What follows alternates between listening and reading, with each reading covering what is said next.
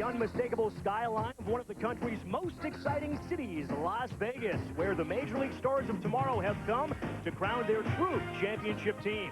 The 1998 AAA World Series is next on ESPN2.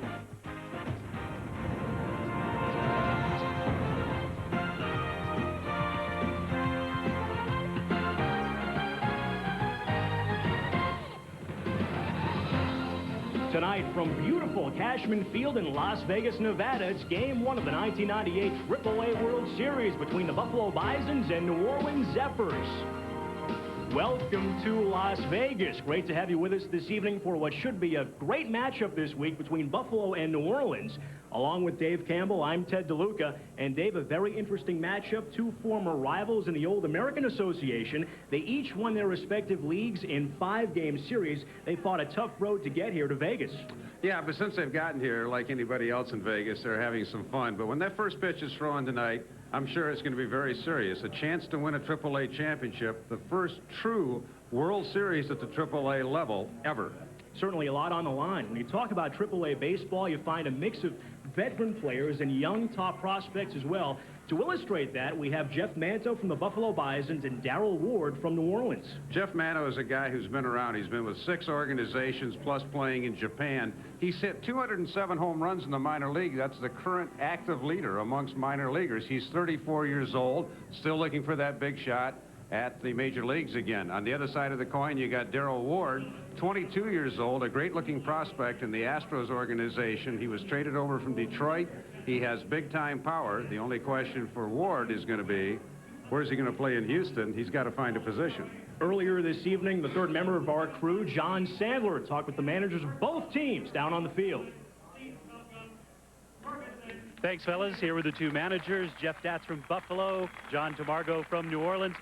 Jeff, you win the International League, get a chance to come to Las Vegas. Yeah, we're happy for our guys. Our guys did a nice job to win that league, and we're happy to be out here, have some fun, and hope things work out here. John, you've been here before. You had a chance to play here against the Las Vegas Stars. Is that an advantage for you? Well, I don't think so in this series here. We don't know anything about Buffalo. I'm sure they don't know anything about us. We're just going to have to play it out on the field. It's a little ballpark, and it's going to be the big hitters that are going to contribute here. So we've just got to see what we got first. I don't think it's going to be an advantage for anyone. All right, that's the story from down here. The two managers are ready to go. Back up to you guys in the booth. John, thanks very much. Warm weather here in Las Vegas should be the case all of this week. We'll come back after a timeout. We'll have the starting lineups and the first pitch from Cashman Field here on ESPN2.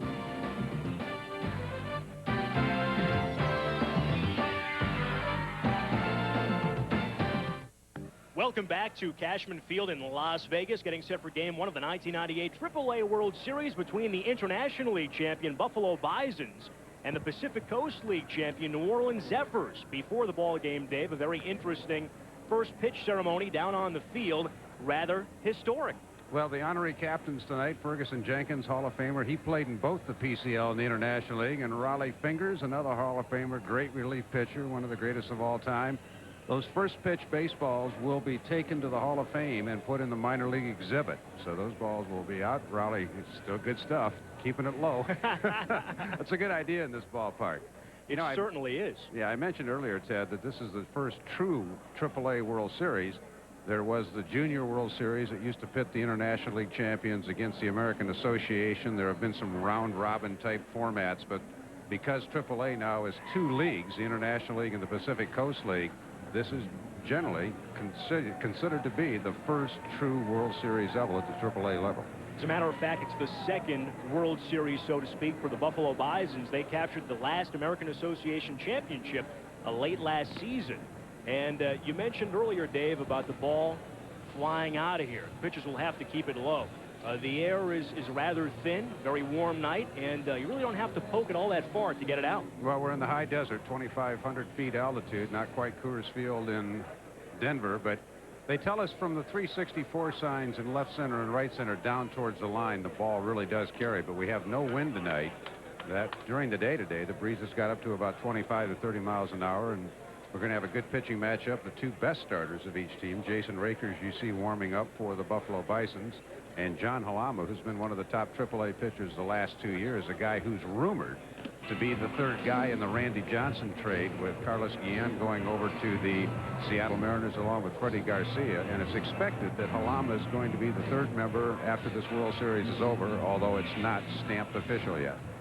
The umpires who will work Game 1 of the AAA World Series tonight: Greg Gibson behind the plate, John Deslin at first base, Mark Facto at second, and Ray DeMuro at third. And as you'll notice, a split crew: 2 IL umps and 2 PCL umpires. Yeah, and it's going to be every other night for the home teams. Tonight it'll be New Orleans. Tomorrow, Buffalo. Game 3 will go back to the PCL, New Orleans. Game 4, obviously, Buffalo. And if there's a Game 5, that'll be the New Orleans Zephyr. And we will be utilizing the DH all through the series. Let's take a look at the starting lineup for Jeff Datz and his Buffalo Bisons. Holbert Cabrera leads off at shortstop. Batting second, veteran Torey Lovolo. Jacob Cruz in center field hits third. Jeff Manto bats cleanup. He's at first base. Phil Hyatt batting fifth, the DH. At third base, a newcomer for Buffalo, Russell Branyan. In right field, it's James Betzold. Hitting eighth and left, Scott Morgan. And behind the plate for the Bisons, catcher Steven Solis. On the mound for New Orleans, left-hander John Halama, who had a fine regular season for the Zephyrs. A fourth best 3.20 ERA in the Pacific Coast League. And you want to talk about the ball flying out of the ballpark. Certainly that's the case in the PCL. Truly a hitter's league. Let's go inside the New Orleans dugout for a scouting report from John Sandler. Thanks, fellas. Here with pitching coach Jim Hickey of the New Orleans Zephyrs. John Halama, a Coast League All-Star. He's been a man for you. Yeah, he's been a man over the last couple of years, and you'll see John throw a fastball, a curveball, a cut fastball, and a changeup. And the name of his game is going to be control and late movement. If you see him locating the ball where he wants to early with some movement, some foul ball sliced off, over to the opposite sides of the hitters, you'll probably see him have a pretty successful night. Well, in this ballpark, the ball has a tendency to fly. If you get it up, you know that. You've seen games here. The fellas were talking about it upstairs. He needs to keep the ball down. Yeah, he needs to keep the ball down wherever he's at, but he's probably best suited to pitch in a park like this because he does throw a majority of sinkers, keeps the ball on the ground, and that's a pretty hard infield out there, too, though, so it's, you pick your poison out there. All right, Jimmy, thank you very much. That's the story on Halama. Back up to you, fellas. John Halama, we are told, also has a brilliant move to first base, and that's one thing John Tamargo's kind of hoping that Buffalo doesn't know. He said hardly anybody in the Pacific Coast League ran on Halama because they knew about the move. Check the defense for the New Orleans Zephyrs. It'll be Lance Berkman, the #1 draft choice of the Astros last year in left. Veteran Casey Candell and Ken Ramos, a couple of veterans in the outfield. Newcomer Chris Truby at third. Julio Lugo at shortstop. Carlos Hernandez, a good-looking prospect at second base. And Darrell Ward, the big slugger at first. Mark Ronan had some big hits in the League Championship Series as the Zephyrs defeated Calgary. He'll be behind the plate. And stepping toward the plate for the Buffalo Bisons is shortstop Holbert Cabrera, one of the top players in the International League. Cabrera, one of 3 Bisons named to the postseason All-Star team in the IL. Teammates Einar Diaz at catcher, and outfielder Alex Ramirez also on the team. Cabrera is the only player still with Buffalo. Both of those gentlemen now in Cleveland.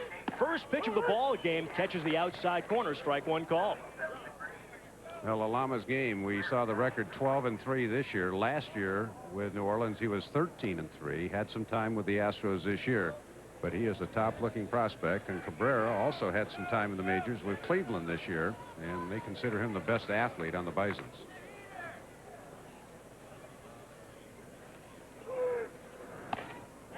Halama firing a fastball a bit high, and Cabrera takes it. That evens the count. In the 98 playoffs with the Bisons, Cabrera has been a real fire starter, top of the order. He's hitting .375 in postseason play. And he battles Halama to get the jump in the count. It's now 2-1. Top of the Bisons order had a great on-base percentage throughout their playoff run. They beat Syracuse 3 in a row and then had to go 5 games against Durham to win the championship. Cabrera fouls off the 2-1, a bouncer behind third base coach Jeff Datz. And there's a look at the Bisons skipper. First season as manager of this Buffalo Bisons ball club. He's done a great job. Bisons capturing their first Governor's Cup after the American Association went by the wayside, and Cabrera goes by the wayside as well. Good pitch by Halama. Yeah, he went off speed away after throwing the fastball in. He saw Cabrera out in front of the fastball, took something off on the change, and gets the strikeout. What's the name of the game for Halama is location, and that's just a good changeup. Great arm speed, and then the ball just doesn't get there. Torey Lovullo, a switch hitter, stands in from the right side, and he takes a ball low.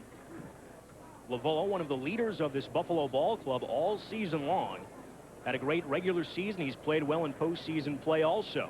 Very versatile guy. He grounds the 1-0 pitch to the third baseman, and Truby fires across the diamond quickly. 2 men away for lefty John Halama. Well, sometimes, and especially when you have two teams like Buffalo and New Orleans, whose parent clubs are headed for the playoffs. Buffalo's parent club is Cleveland. They've had some call-ups.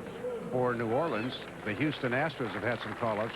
Russ Johnson, their fine third baseman, went to the big leagues, but Chris Truby has come in, and all he's done is lead the Pacific Coast League in hitting in the playoffs, hitting .484. So an opportunity for him. And we're going to see the same thing for Buffalo with a great slugger, Russ Branyan, who will be playing third base for the Bisons tonight. Jacob Cruz put up those numbers after coming to the Cleveland Indians in a deal with the San Francisco Giants in July. Cruz has ripped the cover off the ball in 2 leagues this year, the PCL in Fresno, and now in the IL with the Buffalo Bisons. Cruz acquired by Cleveland in that big trade with the San Francisco Giants prior to the Major League trade deadline. And a pop-up to short, drifting back to grab it, Julio Lugo. And John Halama has himself a 1-2-3 top of the first. We'll come back, and the Zephyrs will swing the sticks.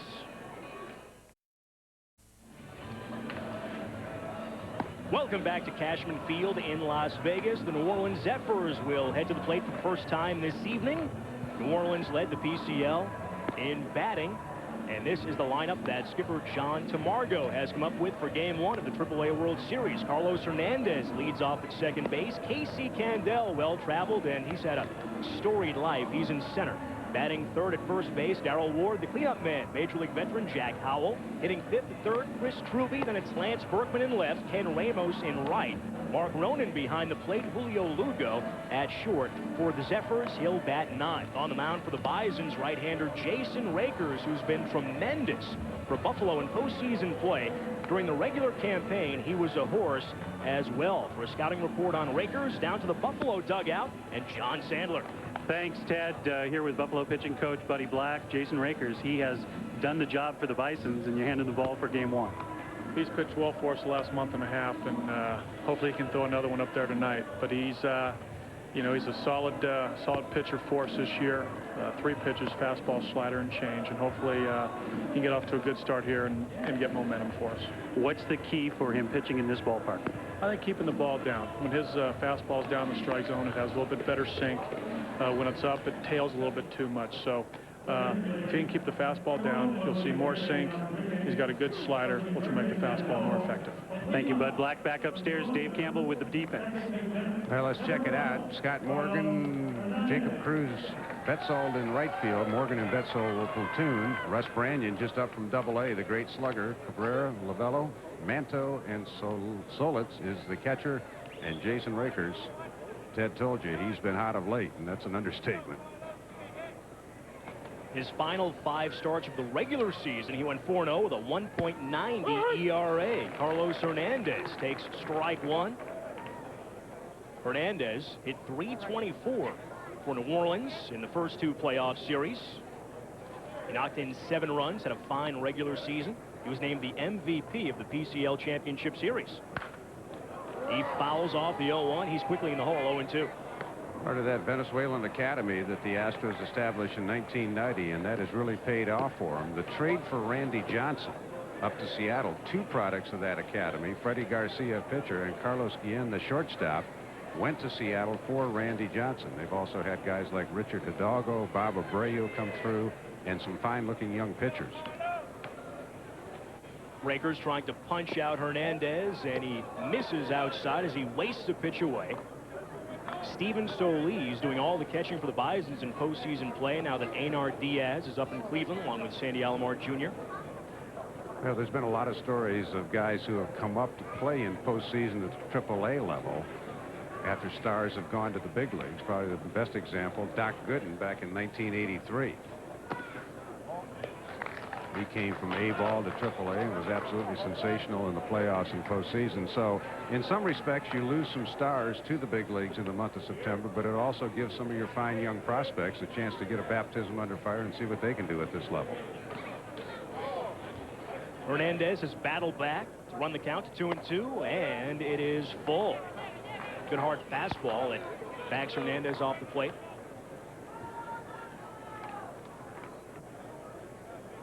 Rakers throws pretty hard. Durable right-hander. Payoff pitch on the way, and it's ripped down the left field line, but foul. Hernandez gave it a poke down the left field line. Rakers tried to come in on him. Hernandez showing a pretty quick bat on the inside corner, and he'll have to come back. He's got a guard on the left knee. We weren't told about an injury, but it did look like he was limping to first base, and speed is part of his game. Take a look at Rakers' delivery again. 3-2 fastball. He doesn't want to walk him, but Hernandez very quick on that inside pitch. Gets the bat head out. So we'll do it again with the count full.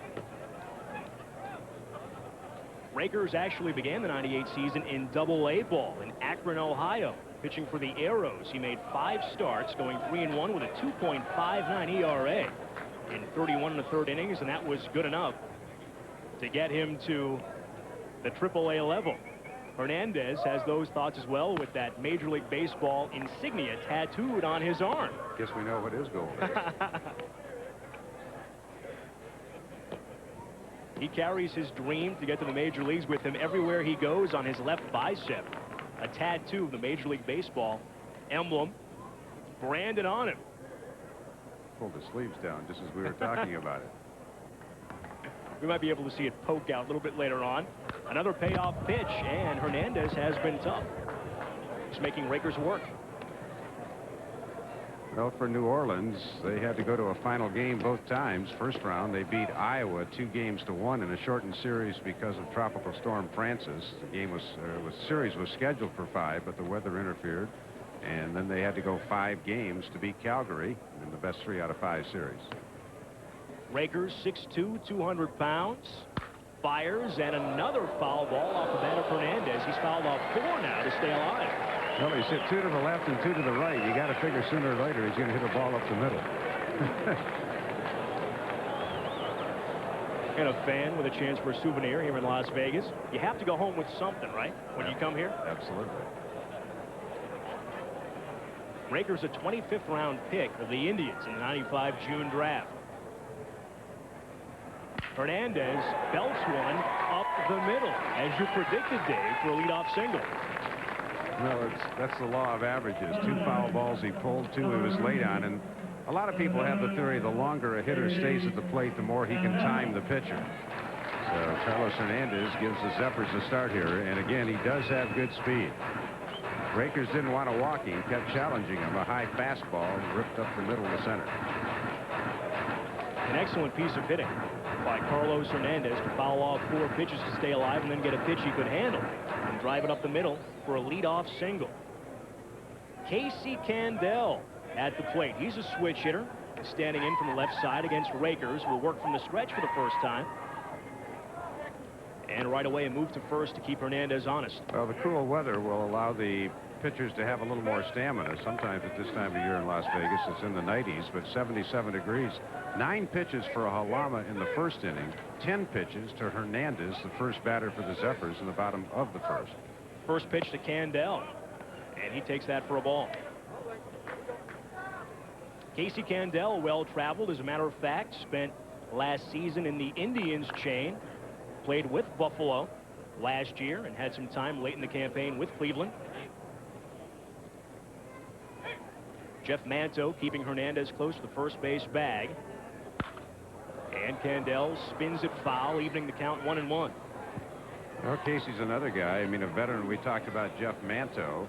Casey Candell has been a guy who has had some productive years in the minor leagues and the big leagues. A utility player, a guy who loves the game, loves to have fun. And If memory serves me, I think his mom played professional baseball in the women's league. You're right. Baseball, a way of life growing up in the Candel family. Hernandez diving back to the bag. 31 steals for New Orleans this season. 29 during the regular season. That tied him for third in the PCL. From the stretch, Rakers. Hernandez takes off, swing and a miss. Here's the throw by Solis. It's high, and Hernandez comes up with his third stolen base of postseason play. Well, we found out one thing. When Hernandez was limping to first on that one foul ball, it may hurt, but it certainly doesn't affect the speed. He had an excellent jump at first base. Rakers looks, good jump, crossover step, short stride, and in with a head first slide. Not one that I necessarily endorse, but hey, whatever it takes to get there. Since Rakers has been so good in postseason play in the late regular season as well, runs could be at a premium for New Orleans, so right away they have the leadoff man in scoring position. 1-2 to Candel. He grounds it foul down the first baseline. Well, Casey, a veteran player, knows what his job is in this situation now, is to get the ball on the right side of the diamond and make sure Hernandez advances to third base. Casey out in front of that breaking ball. We'll look for him to do that again against Rakers and move Hernandez to third. See if Rakers throws the hard sinker down and away to try to keep him from pulling it. Candel pops it up. Solis and the third baseman Branyan settling under it, and Branyan makes the grab and foul ground. So Candel doesn't get the job done. That's the first out of the inning. Came with a high fastball, and the target was actually inside. They were trying to get in on him, and he got the ball above his hands. Candel was not able to get up and get on top of it. So Rakers won that early skirmish.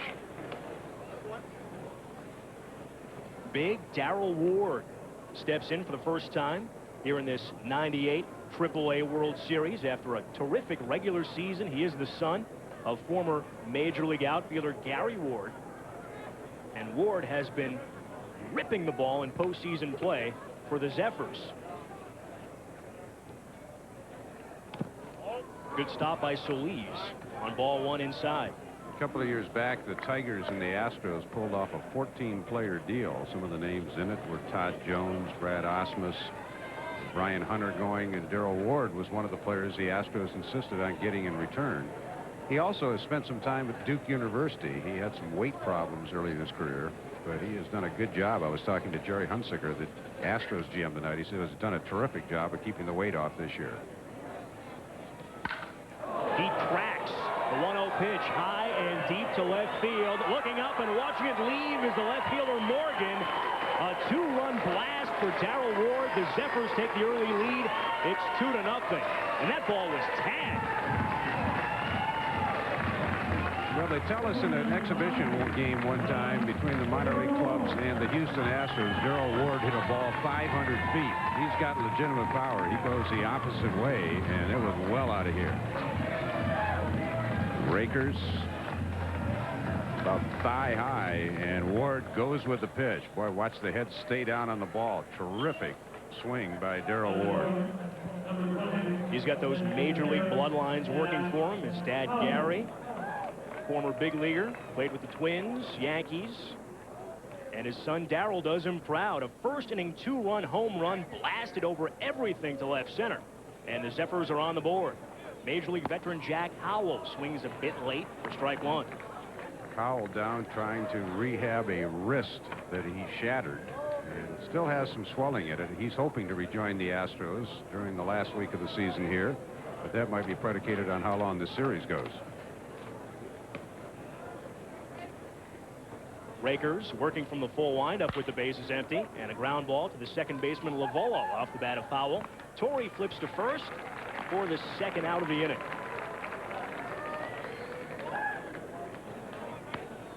That home run hit by Darrell Ward was very impressive.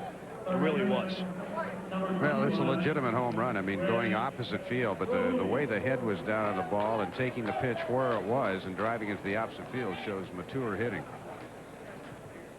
It's one thing Tommy McCraw, the batting coach of the Houston Astros, talks about. He says if he can see a kid being able to utilize the entire field and hit with some authority, he thinks the guy's going to have a chance to be a star.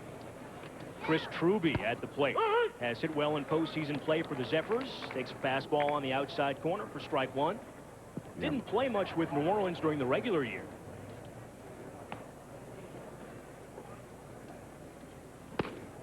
And Truby's in the hole 0-2. Yeah, McCraw used to work with the Mets, and he saw something in Carl Everett that enabled the Astros to make a trade for him this year. And he thinks that Richard Hidalgo, the youngster who's backing up Everett in center field right now, has that type of talent. He utilizes the whole field, so that's what he looks for in his young prospects coming up.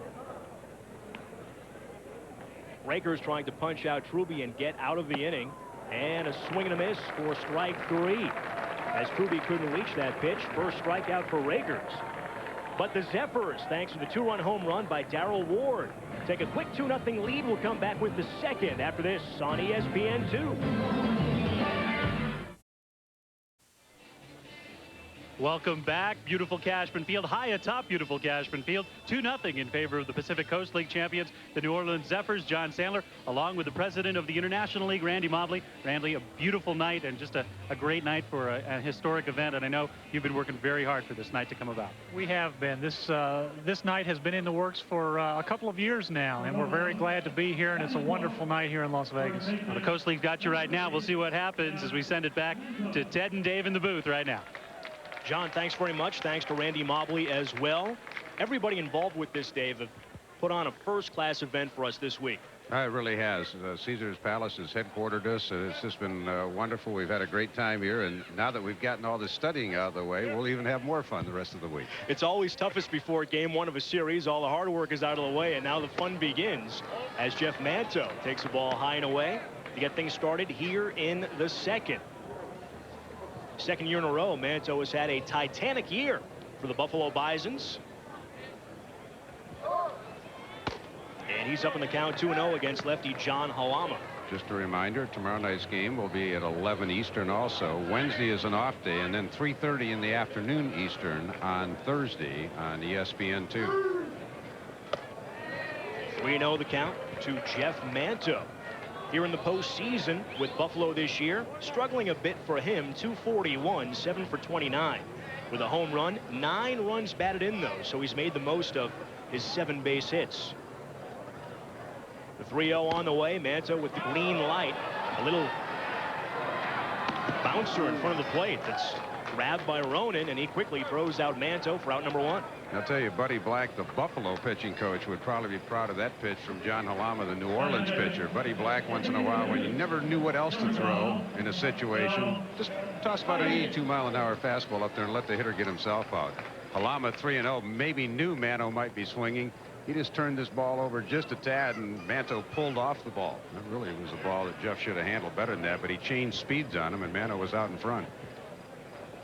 Here's Phil Hyatt, the International League MVP 2 years ago with the Toledo Mud Hens. He has excellent power. He is a free swinger, though. He strikes out quite a bit. He's up in the count 2-0 against Halama, who went to 3-0 on Jeff Manto. You know, there's been a number of guys in the history of AAA, I guess the major leagues too, who have been that all or nothing at all type hitters, and Hyatt fits that bill. Remember one year I played against a guy in Richmond, Virginia named Dave Nicholson, who had just enormous power, but he holds the all-time AAA strikeout record 199 times in 1 year. But in between, he did some damage.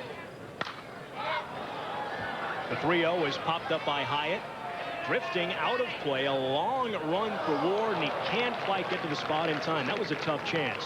So Hyatt stays alive with count 3-1. Yeah, Darrell was drifting. That ball actually kind of came back towards fair territory, and Carlos Hernandez probably had the best angle on it. But Ward being about 4 inches taller and about 60 pounds heavier. If I'm Hernandez, I give way too, so I don't get trampled. But you watch Hernandez come into the picture. He really had a better angle on it. That workout program at Duke University has paid off for Darrell Ward. He has slimmed down considerably and fields his position at first very well.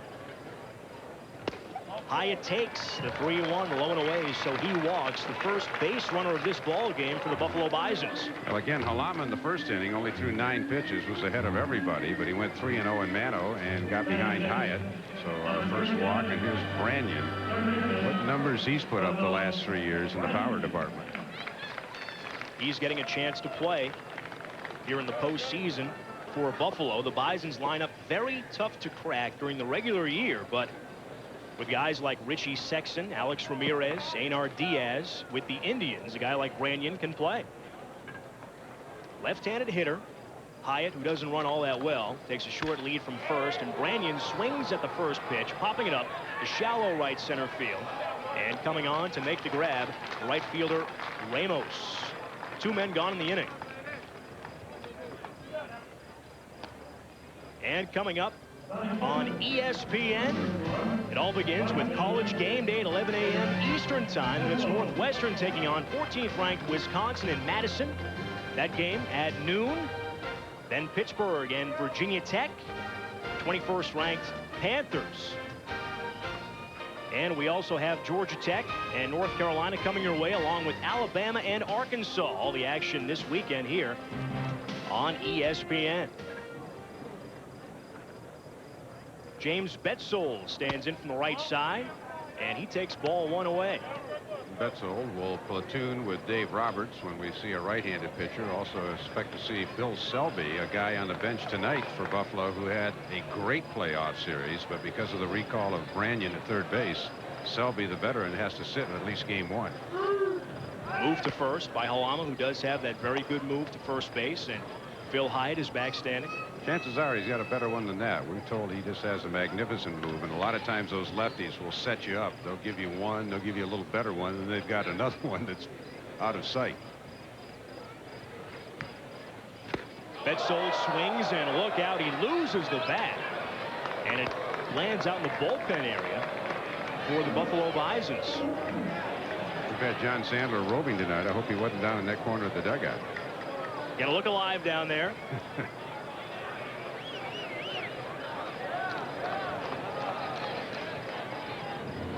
Let's go with the one hand, which a lot of the great sluggers, including McGuire, let go of the release with that top hand, but you better hold on to it with the bottom. So Betzold gets his bat back. Pretty well-developed arms on James Betzold. He does have good power. Was not a regular member of the Bison's outfield during the regular season, but he did manage to hit 10 home runs in limited playing time. He grounds the 1-1 to the second baseman Hernandez, who takes a knee and throws out James Betzold for the out that ends the top of the second. We'll come back, and the Zephyrs will try to add to their 2-0 lead when we go to the home half of the inning. As we begin the home half of the second here in Las Vegas, game 1 of the 1998 AAA World Series, the Zephyrs have a quick 2-0 lead and a chance for Houston fans to see perhaps a star outfielder of the future in Lance Berkman, the Stros' first-round pick in the '97 draft. He takes a strike from Jason Rakers to begin the home half of the second. Big-time power. Those were his numbers after he was recalled to AAA. His senior year at Rice, he hit 41 home runs, drove in 134 runs, and he's a switch hitter. They love his offense. The fact that he can rip the ball as a switch hitter makes him a very promising prospect for Houston. He's down in the count, 0-2 here. Another former Rice Owl making noise at the major league level, Jose Cruz Jr. Spent some time in Syracuse straightening out some things at the AAA level, then went back to join the Blue Jays, and he's been on fire. Berkman trying to stay alive, and he fouls off the 0-2. Well, I know Jose probably wouldn't agree with me, but sometimes it's not a bad idea if you have too much success early without any failure. You get a little bit overconfident, and he had good success last year and then failed this year, had to come down and rework the swing, but then he came back with a vengeance to Toronto. Berkman handles a breaking ball, fouling it back, and the count remains 0-2. Got a little bit of a loop in his swing from the left side. He may have to work with Tom McCraw, the batting coach of the Astros, to shorten that swing up a little bit. It looked like he's been a little bit slow getting to the ball right now. He has been in a slump, though. He had a bad playoff series. He's 4 for 33 in postseason play. That's 121. He has played every day, but hasn't performed. Checks his swing on the pitch, inside and low, and checked it unsuccessfully, according to the third base umpire, Ray DeMuro. who punches him out. That's one of the things that happens when you realize you're late on your swing. All of a sudden, you start to try to cheat and start early, and then the guy drops a slider on you, and you can't stop. So Berkman went around. You'll see it from this angle that he went too far, and DeMuro rings him up. Yep, it's too far. Tough pitch. Slider from the right-hander in on the lefty hitter, something Rakers has done this season very well for the Bisons. Ken Ramos stands in, a left-handed hitter. And Rakers is way outside with ball one. That happens to a young pitcher sometimes also. Rakers saw that one fastball to Darrell Ward go over the fence. So sometimes you have a tendency to want to overthrow just a little bit because you don't trust your stuff. He's tried to muscle a little bit. It was really out of the zone that time. Ramos fouls off the 1-0, evening the count. And that's not endemic to just minor league players. A lot of guys at the major league level, when they see a couple of fastballs get turned around, all of a sudden they start going, hey, what's going on? I got to throw harder. And when you get out of your rhythm, that's when you really become a mess. Ramos is on a bit of a hot streak, 16 for his last 43. That's 372. He's down on the count 1-2. A good pitch by Rakers. Ramos got the 1,000th hit of his minor league career back on July 9th. If you're going to play at the AAA level for that long, or at least in the minor leagues for that long, you might as well put up good numbers, and Ramos has done that. It's only about 2,600 hits away from the all-time minor league record. A guy named Spencer Harris once had 3,617 hits in the minors. These leagues have been around, even though they've been reorganized. The International League actually started at the turn of the century, as did the PCL. There's been some adjustments. Buffalo, even though they were in the association for many years, they've actually been in the International League for 84 years. Started back in 1877.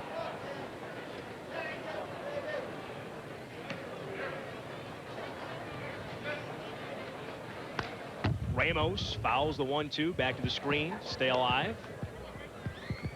Bisons made their triumphant return to the International League this year. It's funny. Two former American Association teams win the IL and the PCL this year. I'm not quite sure how the presidents of the two leagues, Randy Mobley and Branch Rickey, view that. Branch was the former president of the association, now the president of the Pacific Coast League. So probably a little smirk, but nonetheless, I mean, he and Randy were two of the big architects in putting this AAA World Series together. It's been a dream of a lot of minor league executives for a long time. It's great for minor league baseball to have this crowning of a true champion here in Las Vegas this week. Ramos has battled back to run the count full, 3-2.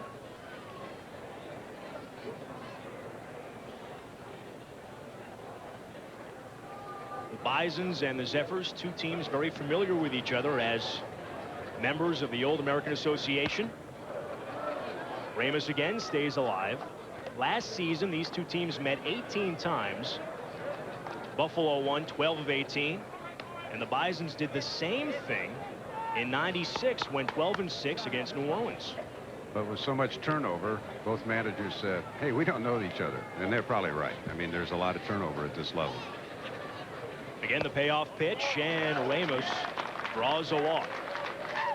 Let's head inside the New Orleans dugout. John Sandler has a special guest. I sure do, Ted. Thanks very much. The man who's given the Zephyrs the lead for the first time here in the World Series, Darrell Ward, took that pitch oppo, as they say.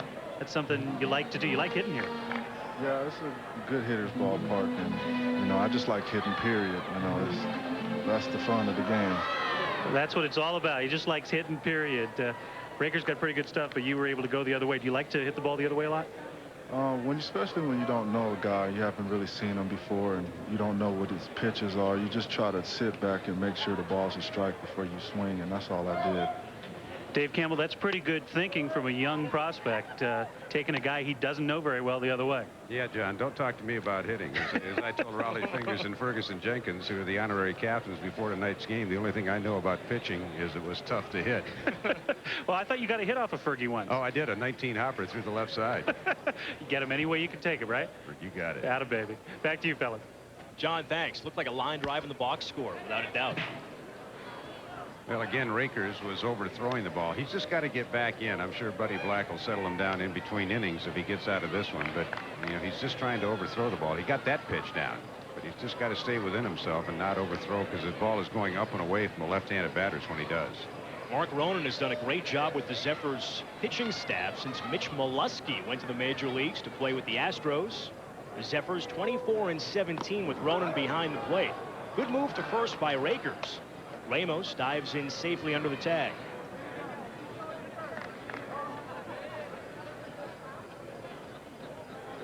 Rakers working to Mark Ronan. And a short lead for Ramos at first. Jeff Manto once again keeping the runner close. A hole on the right side for the left-handed hitter. Ronan takes a strike on the outside corner. 1-2. Yeah, we'll take a look at that move. Rakers pretty quick over to first base. Manto slaps the tag down, but Ramos got back in with the hand. Step in the dive. That's the perfect lead. Ronan's pretty hot in postseason play. 348. That's 8 for 23. He's knocked in 3 runs. Rakers has him down 1-2. A breaking ball ripped to right. That'll drop in for a base hit. Coming into field at Betzold. Ramos will play it safe. He stops at second.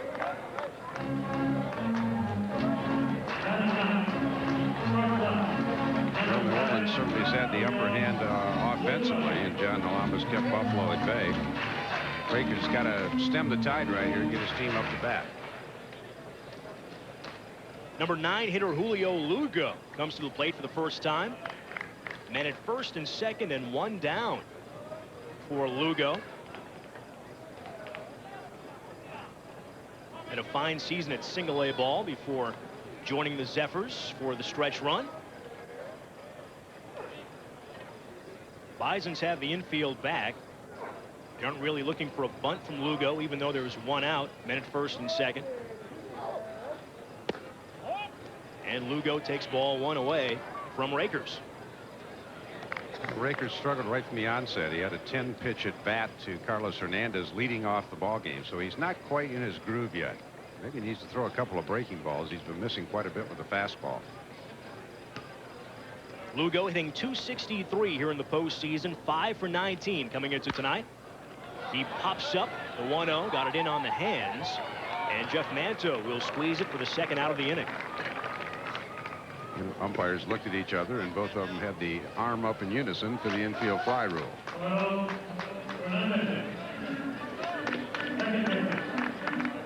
There's a look at the first base umpire, John Deslin from the PCL, and at second base, Mark Facto from the IO.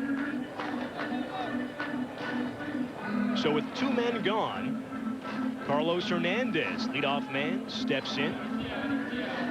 He singled and stole second back in the first and scored ahead of Ward's titanic 2-run home run to left center. Rakers working slowly from the stretch, misses, blown away with a breaking ball.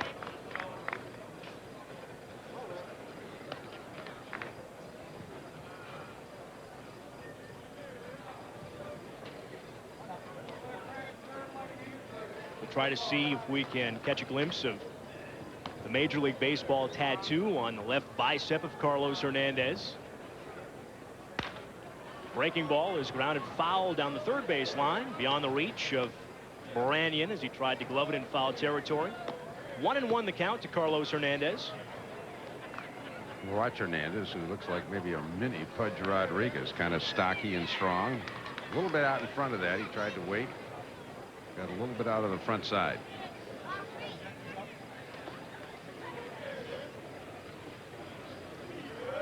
Rakers leaning in for the sign. Takes his time between pitches. Hernandez got a piece of Steven Solis behind the plate with that foul ball. Hernandez, one of those gnats that just keeps spoiling pitches. He did it to Rakers in the first inning. We mentioned the 10-pitch at bat. 10th pitch, he got a hit. Tough to strike out. Kind of a pitcher's nightmare that you have to use a lot of deliveries. 44 pitches, but 10 of those to the very first batter, and Hernandez has seen 4 pitches in this at bat. Rakers has been right around the plate tonight. Hernandez does a lot of damage once he reaches base. Trying to do that now. Rakers bluffs a move to second. Nobody covering the bag. Ken Ramos dances back anyway. Mark Ronan's at first. Hernandez trying to punch it someplace to give the Zephyrs more of a lead.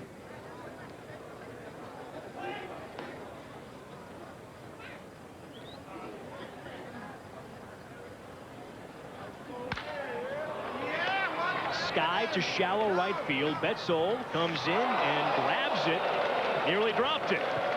We're out number 3. So the Zephyrs leave 2 men on in the bottom of the second. We'll head to the third. The Bisons will try to get something going offensively. They're down 2-0 early.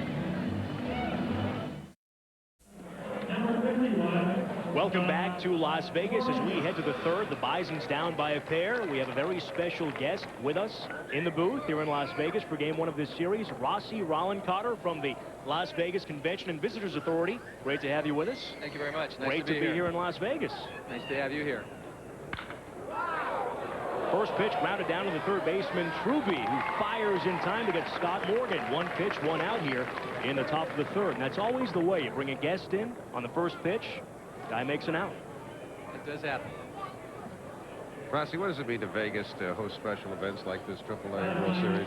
Well, you know, we started doing events about 10 years ago, and it's always a way for us to market the destination, to get television exposure and bring people into Las Vegas. And so we've been evolving into really the event capital of the world. And we have a variety of different types of events, all the way from the AAA World Series here to the National Finals Rodeo. We have an Indy race that's in Las Vegas, as well as a NASCAR championship fight. So we have a diversity of special events, and they're very successful for Las Vegas. We are staying at beautiful Caesar's Palace, but it looks like an all-time place going up across the street. Tell us about that. Well, it's the Bellagio Hotel. It's going to be $1.6 billion property, over 3,000 rooms. It opens up on October the 15th, October the 16th, so we're very excited about that. It's going to be another wave of new hotels for our destination. So Lees grounds the 1-0. Again, it's Truby making the play at third. A strong throw across the diamond, quickly 2 men away. Well, Halama had a 9-pitch first inning. He's trying to top that. That's 3 pitches and 2 outs here in the third. What do we have coming up this fall to look forward to here in Las Vegas? Well, we have, of course, the World Series, which is happening right now. We have the Las Vegas Invitational Golf Tournament, which is going to be October the 14th through the 18th. We have the Indy Race Car event, which I talked about mid-October. We also have the National Finals Rodeo, which is in December. We have the Professional Bull Riders in November, the first weekend of November, which is going to be at the MGM, as well as our sponsorship of the WAC Football and Basketball Championships. Holbert Cabrera takes a fastball. 2 men gone, top of the third. Bison's down by a couple of runs. We know there's a basketball doubleheader coming in December 19th. I know Arizona, UNLV. I don't know the other 2 teams. You know them right off the bat? I don't have that, but you know, we've always been on ESPN with that, and it's actually, we have that whole day of ESPN, because our Las Vegas Bowl is that day too. It's on December the 19th, so we have about 9 hours of programming on ESPN, ESPN2. Again, the Las Vegas Bowl, which pits the second, third place team of the WAC versus an at-large team. Does the authority also order the weather? By the way, thank you. This is gorgeous. I mean, this couldn't be better for baseball, as well as for those visiting and anybody that sees us in the fall. The fall, September, October, November is just really gorgeous. Well, my absolute favorite times to come to the desert are October, November, and then, of course, March, which is a fabulous month. But we are happy to be here. It's wonderful. 2-2 the count to Holbert Cabrera. Rossi, there seems to be so much other expansion and construction underway as well. The city is just sprawling here. A couple things. With resorts, we have 106,000 rooms, and there's another 18,000 to be added in the next 2 years. That's part of our expansion. Cabrera rips it to left, drifting back to make a leaping catch is Lance Berkman. And John Halama has a 1-2-3, top of the third. Rossi Rollencotter from the LVCVA. Thanks for coming by. Thank you. I hope everyone enjoys the game. This is going to be an exciting World Series. So far, it's been great. So far.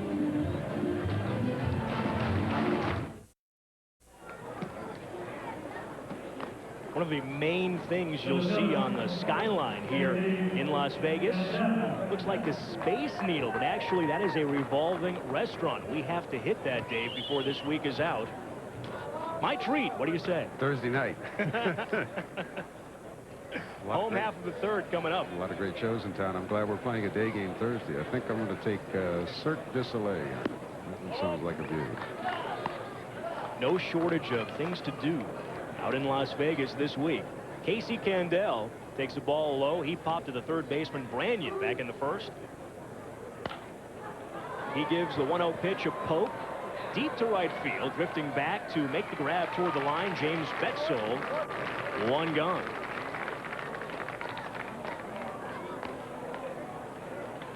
Like Betzel's been training at the Mark McGuire School of Weights with those guns he's got on him. He's got some big arms.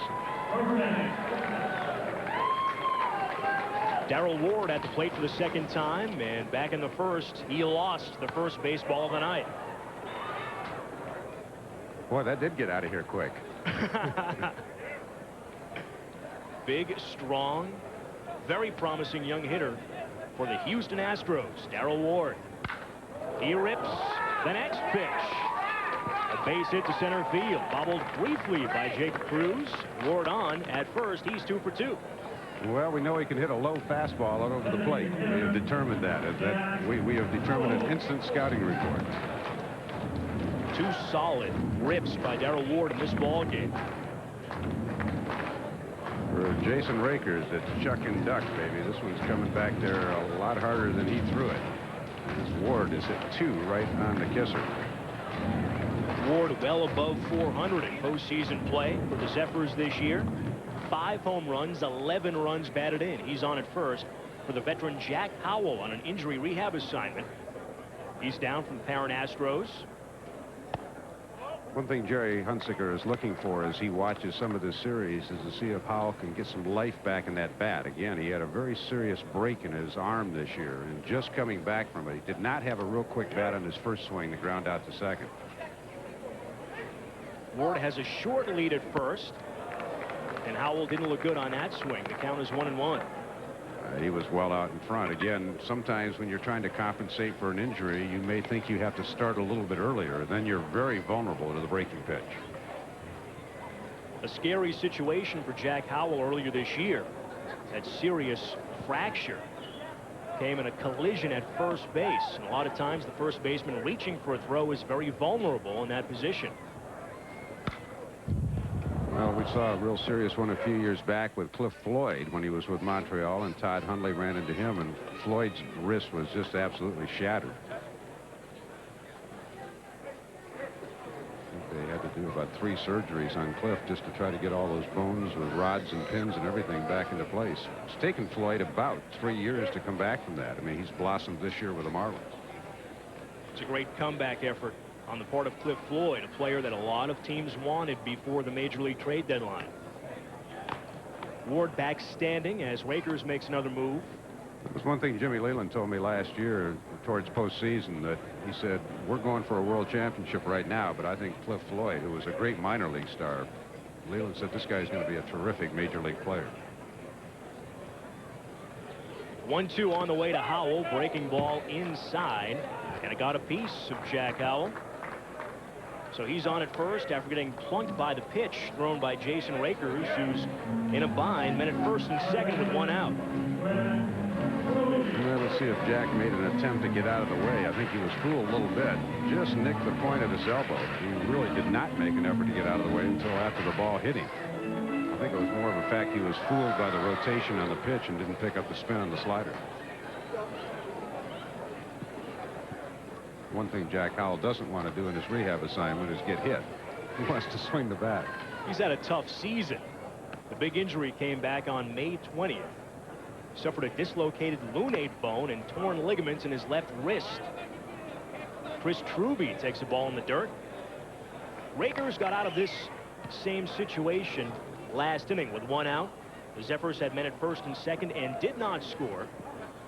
Truby on fire here in postseason play.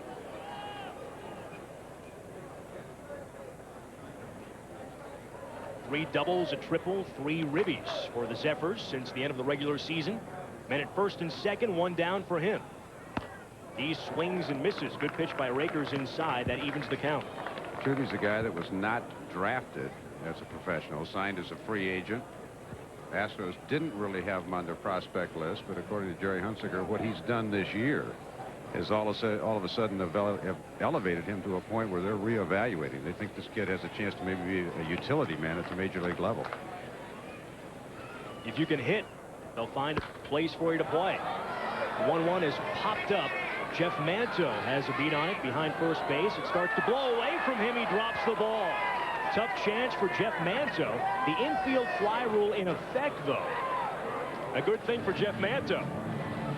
Now, the breeze has picked up just a little bit, blowing from the first base stands out towards fair territory, and Jeff had trouble tracking, but he did keep it in the area, and with the infield fly in effect, runners could advance at their own risk, but because the ball just fell at the feet of Candel, runners wisely held. And that shows the pattern of the wind. It is blowing out toward left and left center from across the diamond. Excuse me, that was at the feet of Lovello. Lovello and Casey Candel, kind of interchangeable type guys who have gotten a lot of major league time. They play a lot of positions, both of them in the lineup tonight. Lovello playing second, Candel playing center for the Zephyrs. And both teammates with the Bisons last year, late in the season. Raker so far tonight has had his share of base runners get on base. He's dodged jams. Here's Lance Berkman. He swings and misses at a curveball and rides inside. Well, again, Berkman is not locked in right now, and I mean, big power hitters are going to go through those. We have seen McGuire and Sosa go through periods where everything that comes to the plate they hit, but they've also had some dry spells, and Berkman's struggling right now at the plate. A lot of times it's tough for the college star to adjust to the breaking stuff he'll see at this level, and that seems to be the case for Berkman. He takes a ball high and away, 1-1. The great thing about the guys with the big power, though, you never know when that little mini slump's going to end. One pitch, they drive it, all of a sudden their confidence soars. Berkman gets a pitch he can drive, all of a sudden he could be a factor the rest of the series. Rakers does need to be careful. Men at first and second. And Berkman takes it outside, 2-1. He looks young. Just his facial features. Well, he's gone from college ball to AAA within a year. It's a nice jump. Berkman calls time at the plate. He struck out swinging to begin the bottom of the second. Darrell Ward at second base. And at first, Jack Howell. Rakers taking his time between pitches. The 2-1 is fouled off. That'll land in the seats. Now, that's a pitch that Berkman really, if he's in a groove, he knocks out of the ballpark. He's kind of walking around the box right now. He knows the timing isn't there. That was a pitch up in the zone without a lot on it. Put a fairly decent swing on it, but he's getting to the ball late on anything he's trying to drive to left field, and then if he tries to speed up the bat and gets the breaking ball, he's well out in front. So he's betwixt and between right now. He certainly has the size and strength to do some damage. If he gets a pitch he can handle. The 2-2 from Rakers in the dirt. It skips past Steven Solis. The runners move up a base. Ward goes to third. Howell pulls in at second. Well, Rakers will have an open base to work with, but left-handed hitting Ken Ramos, a veteran who has been swinging the bat well, is on deck. Look at Solis trying to block it. Fairly good technique. Of course, that breaking ball is always going to go back the opposite way with the spin on it. And it hit off his arm and kind of moved over to the left. But with an open base, he doesn't have to give in. But right now, Ramos on deck is swinging the bat better than Berkman. Wild pitch charged to Rakers. 2 men in scoring position for Lance Berkman. Big situation for promising young prospect. Payoff pitch on the way. Ball 4 high. And the bases will be loaded for right fielder Ken Ramos. Second walk issued by Rakers in this game. Well, if Rakers had it to do all over again, I know he was trying to get the fastball up in the zone, but if he could have thrown a breaking ball that started in the zone and broke out, I think Berkman would have chased it. But now he's got to deal with Ramos, a veteran hitter. Rakers, a native of Pittsburgh, made his major league debut earlier this season with the Indians. Ramos has struggled in postseason play. He walked back in the second and was stranded. First bases loaded situation of this ball game, and it's ball one inside and low to Ken Ramos. Raker's over 50 pitches now, and he's not out of the third inning yet. That isn't a good sign for skipper Jeff Datz and pitching coach Bud Black. Ball two inside to Ramos. At third base, Darrell Ward. Jack Howell at second base for the Zephyrs, and at first base, Lance Berkman. He walked a moment ago to load the bases with two men down. Ramos waiting for the 2-0. Pops it up. Left center field. And Jacob Cruz, the center fielder, makes the call and the catch for out number 3. Rakers escapes. Another big jam here in the third. The Zephyrs leave the bases loaded.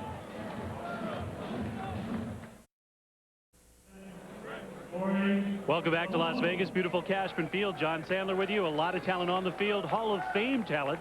Upstairs with me right now, Raleigh Fingers, one of the Grand Marshals of the AAA World Series. Raleigh, this is a great event. You played in 3 World Series as a member of the Oakland Athletics, but this is something special. Maybe these guys a little bit disappointed not getting to the big leagues yet, but certainly something to play for. Oh, I'm sure they are. You know, these guys, there's a lot of them probably feel that they could be up there right now, but you know, they get a chance to put some money in their pocket, and if they have a great game, they're going to get noticed. So it's going to be a lot of fun for them. National television exposure, that doesn't hurt either. Doesn't hurt. And it really does kind of bring everything together in AAA baseball. First time we're able to crown a champion. Yeah, it is. It's a great idea, and they got great weather here in Las Vegas. I guess they're going to come back here for the next couple of years, and I think it's a great idea. I hope they keep doing it. Well, I know we'll get to see you out here because you may be moving here. I might be living over here, playing a lot of golf.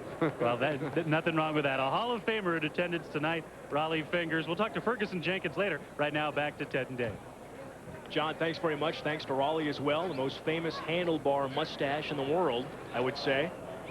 Yeah, for you golfers in Vegas, he plays to about a 2. Just thought I'd let you know ahead of time. Forewarned is forearmed. Torey Lovullo leading off the 4th for Buffalo. Down on the count, 1-2. And he's battled back to run the count even 2-2. Well, while Jason Rakers has been in a struggle every half inning, John Halama has only allowed 1 base runner. That was a walk to Phil Hyatt. So he's been in control. His pitch count really down. So he's been in control so far through the first 3. Lovullo grounds the 2-2. Nifty stab made by Truby at third, and a strong throw to first in time for the out. Terrific play by Chris Truby at third base. He's made one going to his left and going to his right now. So Truby has been on the money. Made a tremendous play last half inning. And Truby not only comes up with it, makes the full spin and gets something on the throw to Darrell Ward at first base. So again, Truby, a late addition to the Zephyrs after Russ Johnson was called up, certainly making his presence felt. He's handled 4 chances in this game flawlessly at third base, and after making that stab, you saw the dirt fly out of the glove as he pulled the ball out to make a very strong throw to first. Jacob Cruz swings and misses. Off-speed pitch in the dirt, 0-1 to Cruz. He popped to short, ending the first. The Bisons still looking for their first hit of this ball game. Their only base runner came back in the second, a 1-out walk issued by Halama to Phil Hyatt. I'm sure the people in Seattle are watching very closely. Again, Halama is rumored to be the 3rd player in that Randy Johnson deal. It was a player to be announced later. Cruz drives it to left center. This will stay in the park, though. Angling back toward the warning track to make the grab is Casey Candell. 2 men gone in the 4th. What we know about Halama, if he is indeed the guy going to Seattle, is he's got a little bit of Jamie Moyer in him. He spots the ball very well. He changes speeds. And I know Lou Piniella certainly has loved what Jamie Moyer has done the last couple of years for the Seattle Mariners. Coming into the season, he was 30-8 over the last 2 years. And a guy that doesn't, break the radar gun. You don't have to break the radar gun to pitch in the major. You throw strikes, change speeds, and locate, you can win. It's really incredible what Moyer has done. As you said, he doesn't throw all that hard, but he wins. He throws strikes. Plus, you got a little bit of offense up there in Seattle to support you, I would suspect. A little bit of a cushion there. As Jeff Manto stands in for the 2nd time. First pitch swinging, a bloop to center. Coming into plate on a hop is Candell. The first hit of the night for the Buffalo Bisons. Casey actually got a very good jump on that ball. Manto had a full swing and hit it off the end of the bat. That's the tough one for the outfielders to judge, because you see a big power hitter like Manto have the big swing. Your natural inclination is to go back. But Casey read it well. He just couldn't get there. Did a good job to play it on the short hop and keep it in front. If that ball gets by him, Manto stands at second base at least. Yeah, you see that full extension swing, but again, Candell read it well. He's trying to preserve the no-hitter, but he had to come in and take it on the short hop. So some of the pressure is off John Halama. He's allowed the first hit of the night to Buffalo. Phil Hyatt from the right side takes the ball in the dirt. It skips away from the catcher Ronan, and trotting to second is Manto. Well, again, we mentioned in the open, Jeff Manto's been with 6 different organizations. He also played in Japan. He was the International League MVP a few years back. Came up to the Orioles, hit 17 home runs. He's got big-time pop. And it seems though there's somebody that ought to be able to use him as a right-handed pinch hitter coming off the bench. Hyatt has excellent power as well. 31 home runs during the regular season for Buffalo. He takes a big cut and misses. 1-1. If we see Jeff after the game tonight, he'll probably ask us for a tape of the game to make sure we edit out that pop-up he didn't handle very well. I'll say, hey, they're looking at you for your bat, pal, not the glove. Knowing Manto wouldn't surprise me. One of the leaders of the Bison's ball club, along with Torey Lovullo, keeps the guys loose in the clubhouse. A great guy to have on the team. 1-1, popped up to right, coming in to make the grab is Ramos for out number 3. The Bisons get their first hit. Still looking for that first run. Bottom of the 4th coming up from Las Vegas. Some of the young faces in the crowd here at Cashman Field in Las Vegas for Game 1 of the 1998 AAA World Series. We've seen a lot of kids here at the ballpark tonight. A great sign. Baseball fans of the future here at Cashman Field.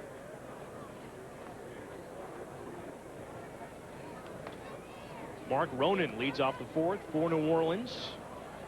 Left-handed hitting catcher with some pop. He swings and misses against Jason Rakers to begin the 4th inning. Yeah, Rakers needs an efficient inning. He's throwing 65 pitches now, just beginning the 4th inning. So he's averaged about 22 pitches, 21 pitches per inning. That's not going to get it done. He's got to have a nice inning, maybe 10 pitches or less to get back on track. Ronan fouls off the 0-1. It's 0-2.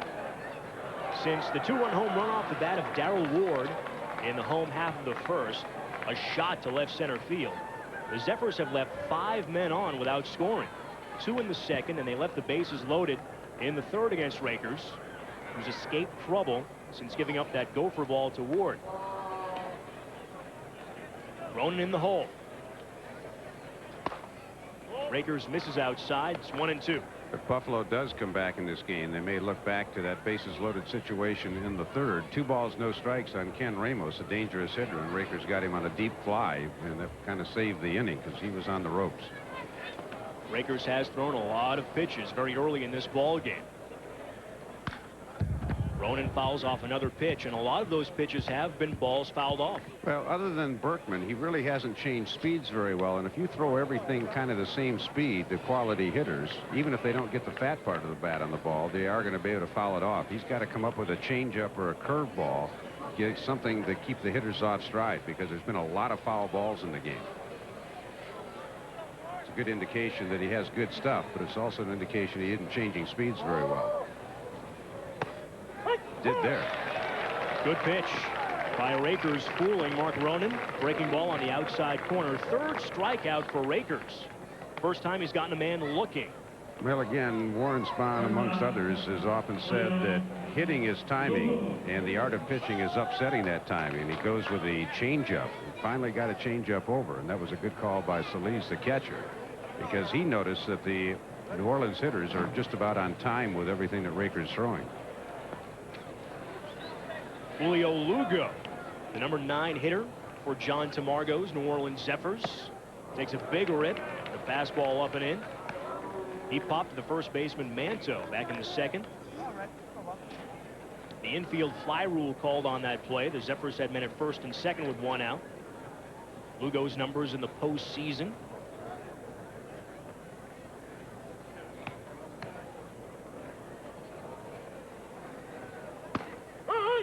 Good pitch by Rakers on the outside corner, and Lugo is down on the count, 0-2.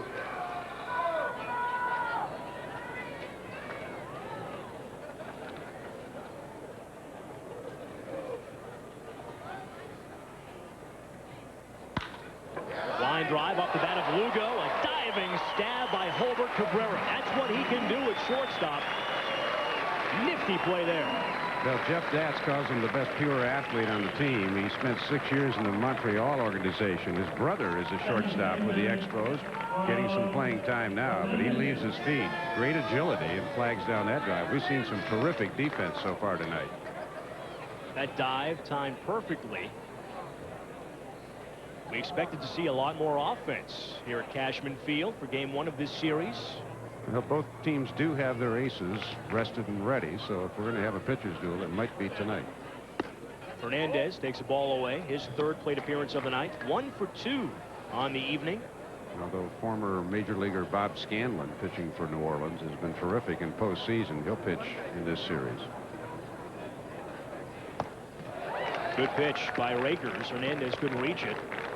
Big swing and a miss, 1-1. Hernandez, with the count full back in the 1st, fought off 4 pitches to come through with a single to center. Well, again, Rakers starting to utilize the off-speed pitches. We got a strikeout on a changeup and threw the slider there. Same pitch, 1-2. Now, a good adjustment by both Solis and Rakers. Again, look at John Tamargo, the manager of New Orleans, 14th year in the minors as a manager. Also played in the big leagues, cup of coffee with St. Louis, the Giants, and the Expos. Also played with the New Orleans Pelicans before they became the Zephyrs after they moved from Denver. One of the all-time great team nicknames, and Rakers goes back to the well for that same pitch. Hernandez swings and misses. That ends the inning. The efficient inning that Jason Rakers was looking for will come back with the 5th. Buffalo trying to get on the board.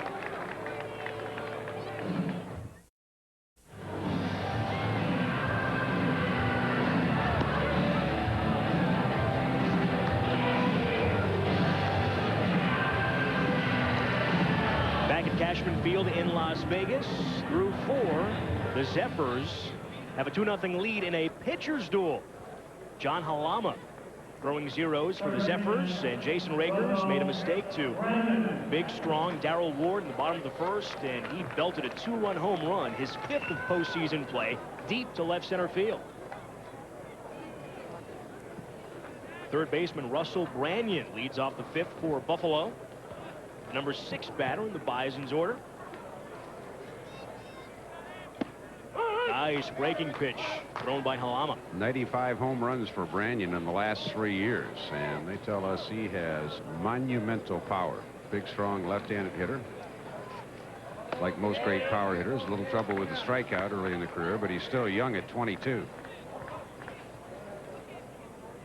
Branyan popped to right back in the 2nd inning. Working against a left-hander, John Halama. He's given up 1 hit to Buffalo through 4 innings. A 2-out single by Jeff Manto. Last inning. Big cut and a miss by Branyan. He's in the hole, 1-2. Only 2 left-handed batters in the lineup for Buffalo tonight, Jacob Cruz and Branyan. You see how Halama changes the pattern against the lefties, comes from the side and throws the big sweeping slow curve. Branyan takes a ball, 2-2 the count. Halama has been very efficient. That was his 45th pitch of the night. Branyan leading off the 5th for Buffalo. The 2-2 on the way. A bit high, and the count's full. Tough to guess with John Halama. He throws 3 consecutive breaking balls, and then you start thinking, well, that's what I'm going to see, and then he zips you with 2 fastballs. You got to believe he's going to come back with a hook here.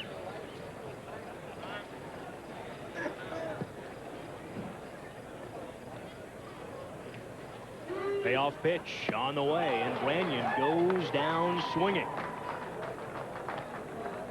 Let's send it down to John Sandler with an update on tonight's pitchers. John. Thanks very much, Ted. An issue about the baseballs and John Halama having a little trouble. The air is very dry here in Las Vegas, and pitchers who have pitched here for a long time with the Las Vegas Stars AAA club, they've often had trouble getting grips on the baseball because of the dry air. Halama's having a little trouble, doesn't like to use rosin, and He's having trouble with his cutter, but a one-hitter through 4 1/3. He's not having much trouble with anything else. Yeah, he's gone to the hook, especially against Branyan, and changing speeds well. God, we hate to see if he could get a good grip on it, how well he'd pitch. Yeah, that would be impressive. Big swing and a miss by James Betzold. He grounded to second, ending the second. Halama has been very impressive this evening. One of the main go-to guys for the Zephyrs this season. 1-1 the count to Betzold. Halama voted the pitcher in the PCL with the best control, and we have seen that tonight. He's hit his spots working with catcher Mark Ronan. Betzold in the hole, 1-2. Well, again, the master of changing speeds, put a little on, take a little off, and has great mound presence. Again, we've heard he has a terrific move to first base. We haven't really seen that yet, but he's been ahead of hitters all night and has given up a bloop single and a walk so far. Betzold, a big guy who does have power, and he goes down looking. Yeah, second straight strikeout for Halama. That's what you do when you get the off-speed pitches over. You can bury the fastball even when you throw 87 miles an hour, and Betzold could not pull the trigger.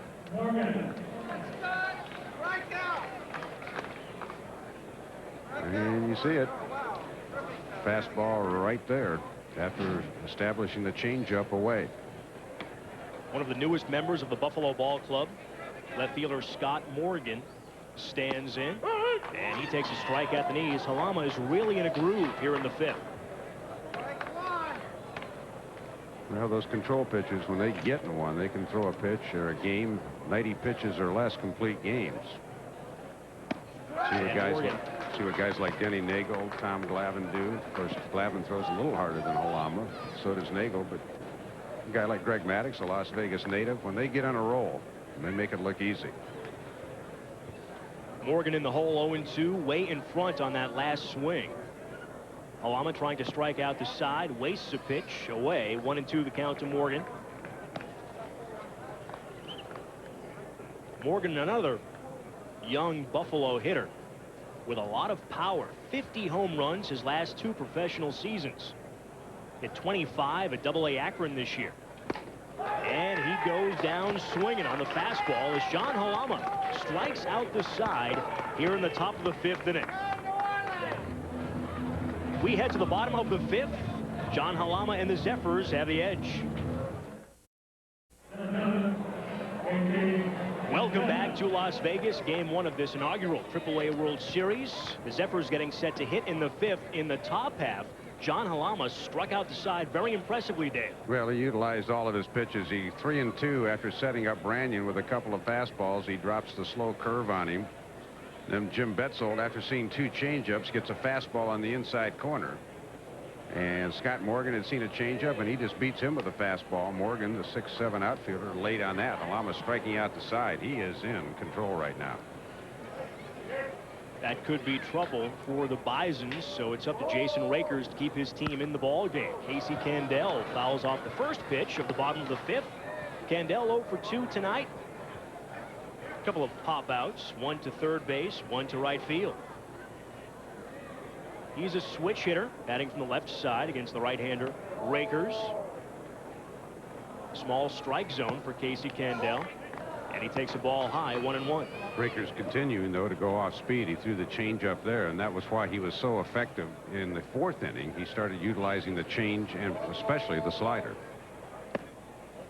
Candell takes ball 2 inside and low. It's 2-1.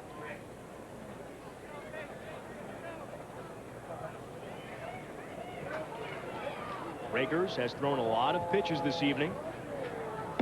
Candell swings and misses at a fastball high and away. It's 2-2. A little bit of contrast in the 2 pitchers. Rakers tried to establish his fastball early and then work the breaking ball afterwards. Halama established the off-speed stuff and then got 2 strikeouts with a fastball in the top of the 5th.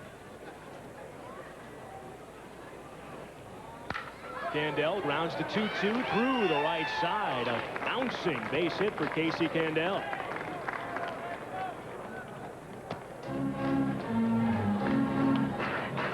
Coming up on ESPN, a baseball special. It begins at 7:30.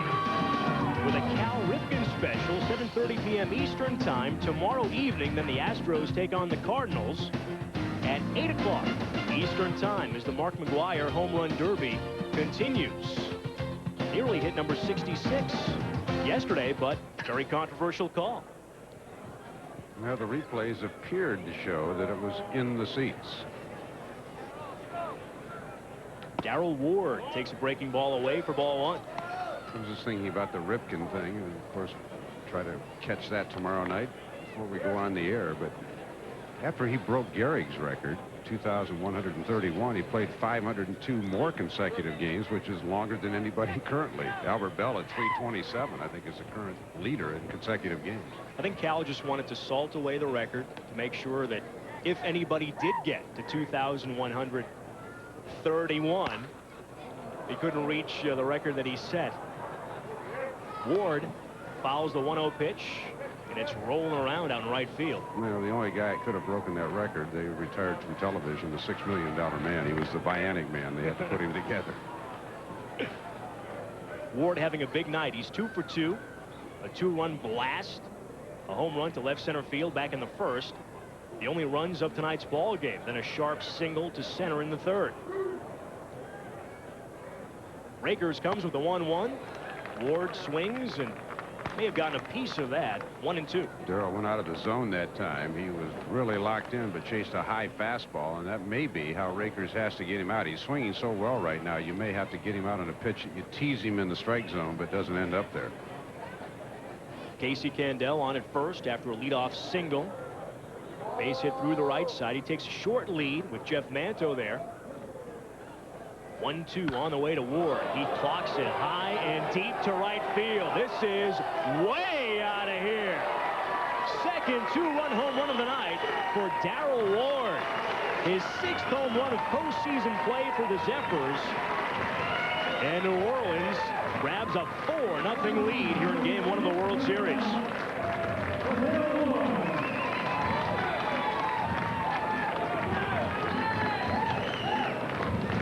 Rakers got a breaking ball in the middle of the plate, and Darrell Ward been taking the fastball the other way and has the bat head perfectly out on a pitch in on the breaking ball and sends it off into the Las Vegas night.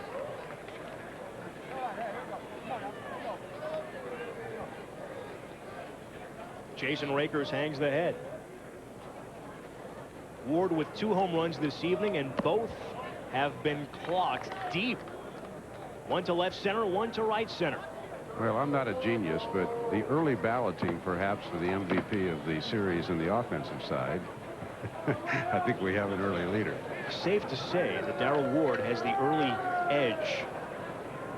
I think John Halama's got a leg up on the pitcher of the series, but I know Buffalo, hoping this game has a long ways to go. They rallied against Durham in the first game of their series that they came back to win after trailing 5-0. Howell takes a strike on the outside corner. Buffalo actually trailed the first place Syracuse Sky Chiefs by 11.5 ball games midway through the summer, roared all the way back to win the division by half game over Syracuse. So they know all about comebacks. As Howell fouls off the pitch, it's 1-2. Well, Jeff Datz said, hey, offense was never our problem all year. They led the International League in hitting. They led it in home runs. But he said, we turned it around when our pitching and defense improved. And that's generally the way you win championships. Offense sells tickets, but pitching and defense wins the titles. The stopper down the stretch for the Bisons is now in Cleveland. Left-hander Jason Hakami. You'll remember that he had major league time with the Mets, Kansas City Royals, and the Indians as well. Hakami won his last 8 decisions of the regular season. He was the ace of the staff down the stretch.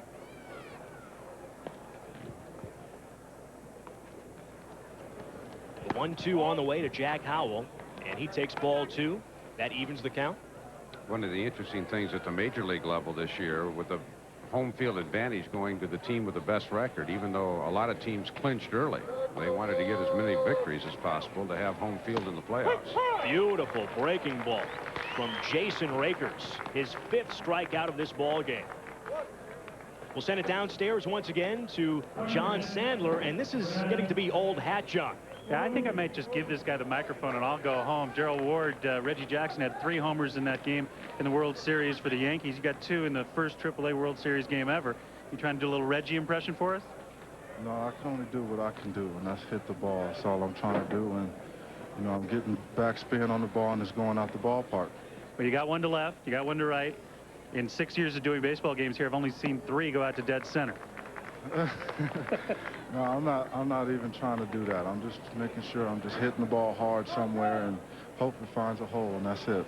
All right, well, you found a couple of holes on the other side of the fence. Great job, and you're giving your club a 4-0 lead. Back upstairs. John, thanks. Darrell Ward, the hitting hero so far this evening. Truby's in the hole, 0-2. It's 433 feet to straightaway center field, but I think Ward might have the strength to do it. He might. I just wonder if we could have had a microphone in the Yankee dugout in 1977 if Reggie would have been so humble. Doubtful. Doubtful at best. Jim Brower in the bullpen for Buffalo. Reaching out to rip the line drive single to left. Chris Truby, his first hit of the night. On an 0-2 pitch away, Truby swinging, probably at ball 1, comes through with a single. Yeah, Truby's been the defensive star for the Zephyrs tonight, so the combination of great starting pitching, a couple of 2-run homers, and the good leather, that's a pretty good formula for winning a game. Rakers goes with a breaking ball, and I don't quite know how Truby got it, but he got the fat part of the bat on the ball, probably because Rakers didn't have enough downward tilt on that ball. It was more of a flat slider.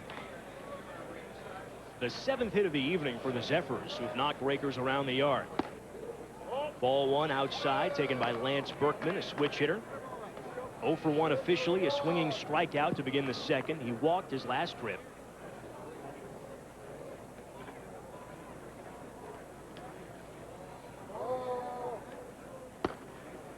Ball 2 outside to Berkman, and Rakers will get a visit from his catcher, Steve Solis. Well, I bet proud Papa Gary Ward back watching this game, enjoying what his son is doing. I mean, that kid is so locked in right now. A home run to left center, a solid single to center, and a long homer to right. I think maybe pitching coach Buddy Black may be talking to his staff about if you have a chance to pitch around Ward, you might want to try to think about doing that. Right-hander Jim Brower getting loose in the Bison's bullpen. Rakers now at 95 pitches, so he is nearing that century mark. 3-0 the count to Lance Berkman now. Even though I never got to experience anything like that, sometimes hitters get in zones. I think we just saw where John Olerud had 9 straight hits and on base 14 times. You just can't get them out. When they get in that kind of a zone, they see the ball so well, and Darrell Ward's right there now. Berkman fouls off the 3-0. He had the green light. 3-1 the count. Now, you played in the International League. Did. Won the Governor's Cup with Toledo in 1967. It was still one of the great thrills. Was a member of the 68 Tigers, but I didn't see any playing time there. So that was a championship, but the one I cherish more was actually the Governor's Cup because I got to contribute to that one. Runner taking off, and the pitch is low for ball 4 to Lance Berkman. Truby moves up to second. And there will be rings presented to the winners of this championship series. And Jeff Datz has called for a new pitcher. So that's it for the right-hander Jason Rakers. A walk a moment ago, his 3rd of the ball game. He's allowed 7 hits as well, and he will depart with just 1 out in the bottom of the 5th inning. As right-hander Jim Brower comes in from the pen, we'll have a quick break and give him a chance to get loose.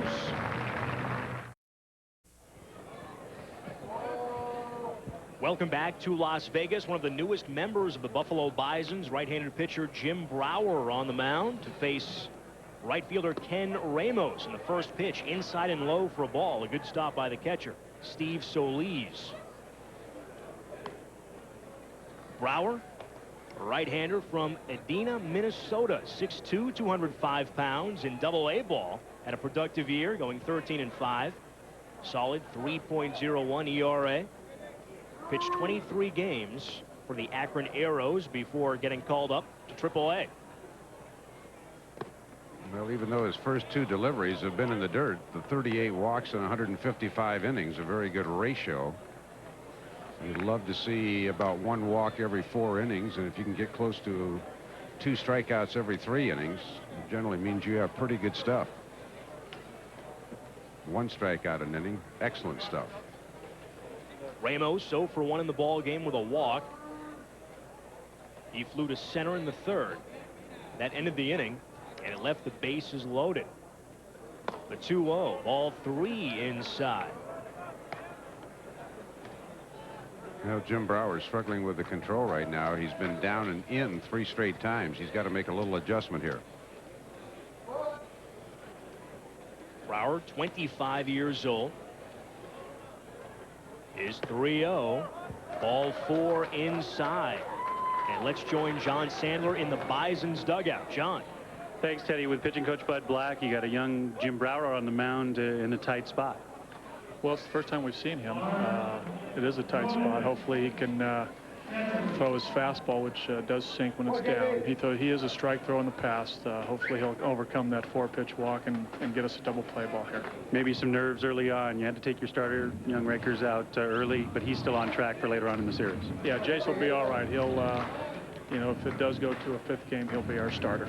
All righty. Thanks, Bud Black. Back upstairs. Thanks, John. Well, a good move by Jeff Datz. I mean, with 4 days rest, Rakers had a lot of pitches into the 5th inning and was losing a little effectiveness. Why not keep them strong if there is a 5th game? Bases loaded for Mark Ronan. He could bust this one wide open. And again, Brower misses the zone with ball 1. Well, when you miss in the same location 5 times in a row, you've got to try something different. I mean, you've got to aim somewhere else. Ronan 1 for 2, a single back in the 2nd. He struck out looking in the 4th. Bases loaded for New Orleans for the 2nd time in this game. The first time, back in the 3rd, they came away empty-handed. At the strike end, looks like he has a little natural cutter coming down and in. Haven't seen him throw anything straight yet.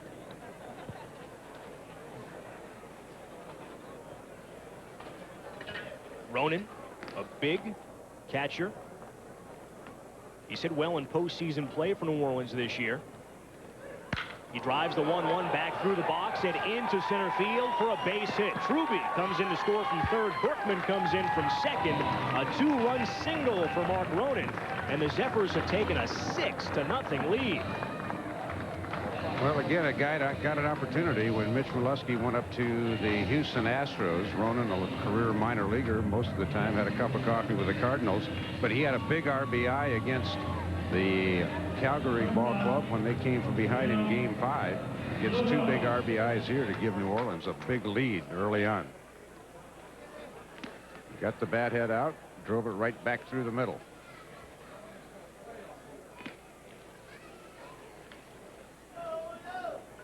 Both of those runs charged to Jason Rakers, so all 6 are tagged on him. Lugo swings and foul tips. A breaking ball for strike 1. Ken Ramos down at 2nd, and Mark Ronan on at 1st after his clutch 2-run single. Just 1 man out in the inning, so Jim Brower has his work cut out for him. The 0-1 on the way to Lugo, and he's in the hole 0-2. Well, the first game is always important in any postseason series, but it's not always a true indication. I remember back in 1984 when the Cubs beat the San Diego Padres 13-0 in Game 1, won Game 2, and then the Padres rallied. 1959, the Dodgers lost 11-0 to the White Sox in Game 1 and came back and won the series. So it's just 1 game. Lugo takes a ball in the dirt. 1-2. That's the beauty of baseball. We have another game tomorrow. And the Bisons can get right back on the horse. Well, they also would like to get out of this inning and see if they could get to Halama, but John's been awfully tough in the first 5 innings. Lugo's the 8th batter of this inning. And he goes down swinging for the 2nd out. First man retired by Jim Brower. Well, Brower showing his stuff there. A couple of good breaking balls and blew the fastball on by. Again, a little bit of nerves probably coming in. His first AAA appearance. This time, a little cut fastball with good mustard on it gets Lugo. The only inning during this game that Carlos Hernandez hasn't hit was the 3rd. Here in the 5th, he's batting for the 4th time. 1 for 3 this evening. A single, a steal of 2nd, and a run scored back in the 1st. He's also popped to right and struck out swinging. goes fishing there. Strike one. Well, that's how Rakers got him out last time. A lot of low sliders. A good high ball hitter. Hernandez had that base hit back in the first inning. Hernandez, the MVP of the Pacific Coast League Championship Series, won by New Orleans 3-2 over the Calgary Cannons. He is the 9th hitter of this inning. The 0-1 is fouled straight back to the screen. 0-2. Promising young player, and as you said earlier, Dave, has a resemblance to Ivan Rodriguez of the Texas Rangers. Yeah, a little bit short, stocky, well-built, strong. This kid, Astros like him. Again, the biggest problem for like Ward and Hernandez, the guys playing in front of them, Jeff Bagwell and Craig Biggio.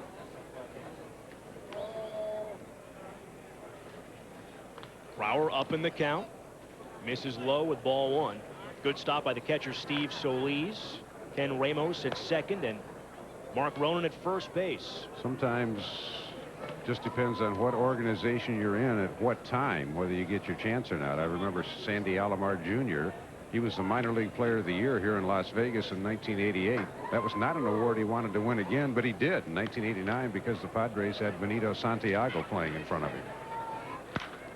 The 1-2 is lined off the glove of the shortstop Holbert Cabrera. He nearly came down with the catch. Ramos scores from second. The RBI single for Carlos Hernandez. Clutch 2-out hit. It's 7-0 New Orleans. One of those cases where Cabrera started to jump, stopped because he realized it was hit off the end of the bat, but still jumped just a hair too soon, and I think he was on his downward leg as the ball hit the top of his glove. Let's see if we can pick it up here. He leaps. Well, I'll tell you what, that's pretty good vertical right there. He jumped right out of the picture. Michael Jordan's got nothing on him. But I think he jumped just a hair early. That ball fooled him a little bit. It was hit right off the end of the bat. Bison's also hurt as the ball deflected off the glove of Cabrera. It died on the outfield grass, and that allowed Ronan to take third. So the Zephyrs have men at the corners with 2 men gone. Casey Candell led off the inning with a single. He takes strike one. Well, Cabrera went one up on the legendary Negro player Cool Papa Bell. They said he used to run so fast he'd hit a ground ball up the middle. It hit him in the butt sliding into second base. Cabrera jumped right out of the picture.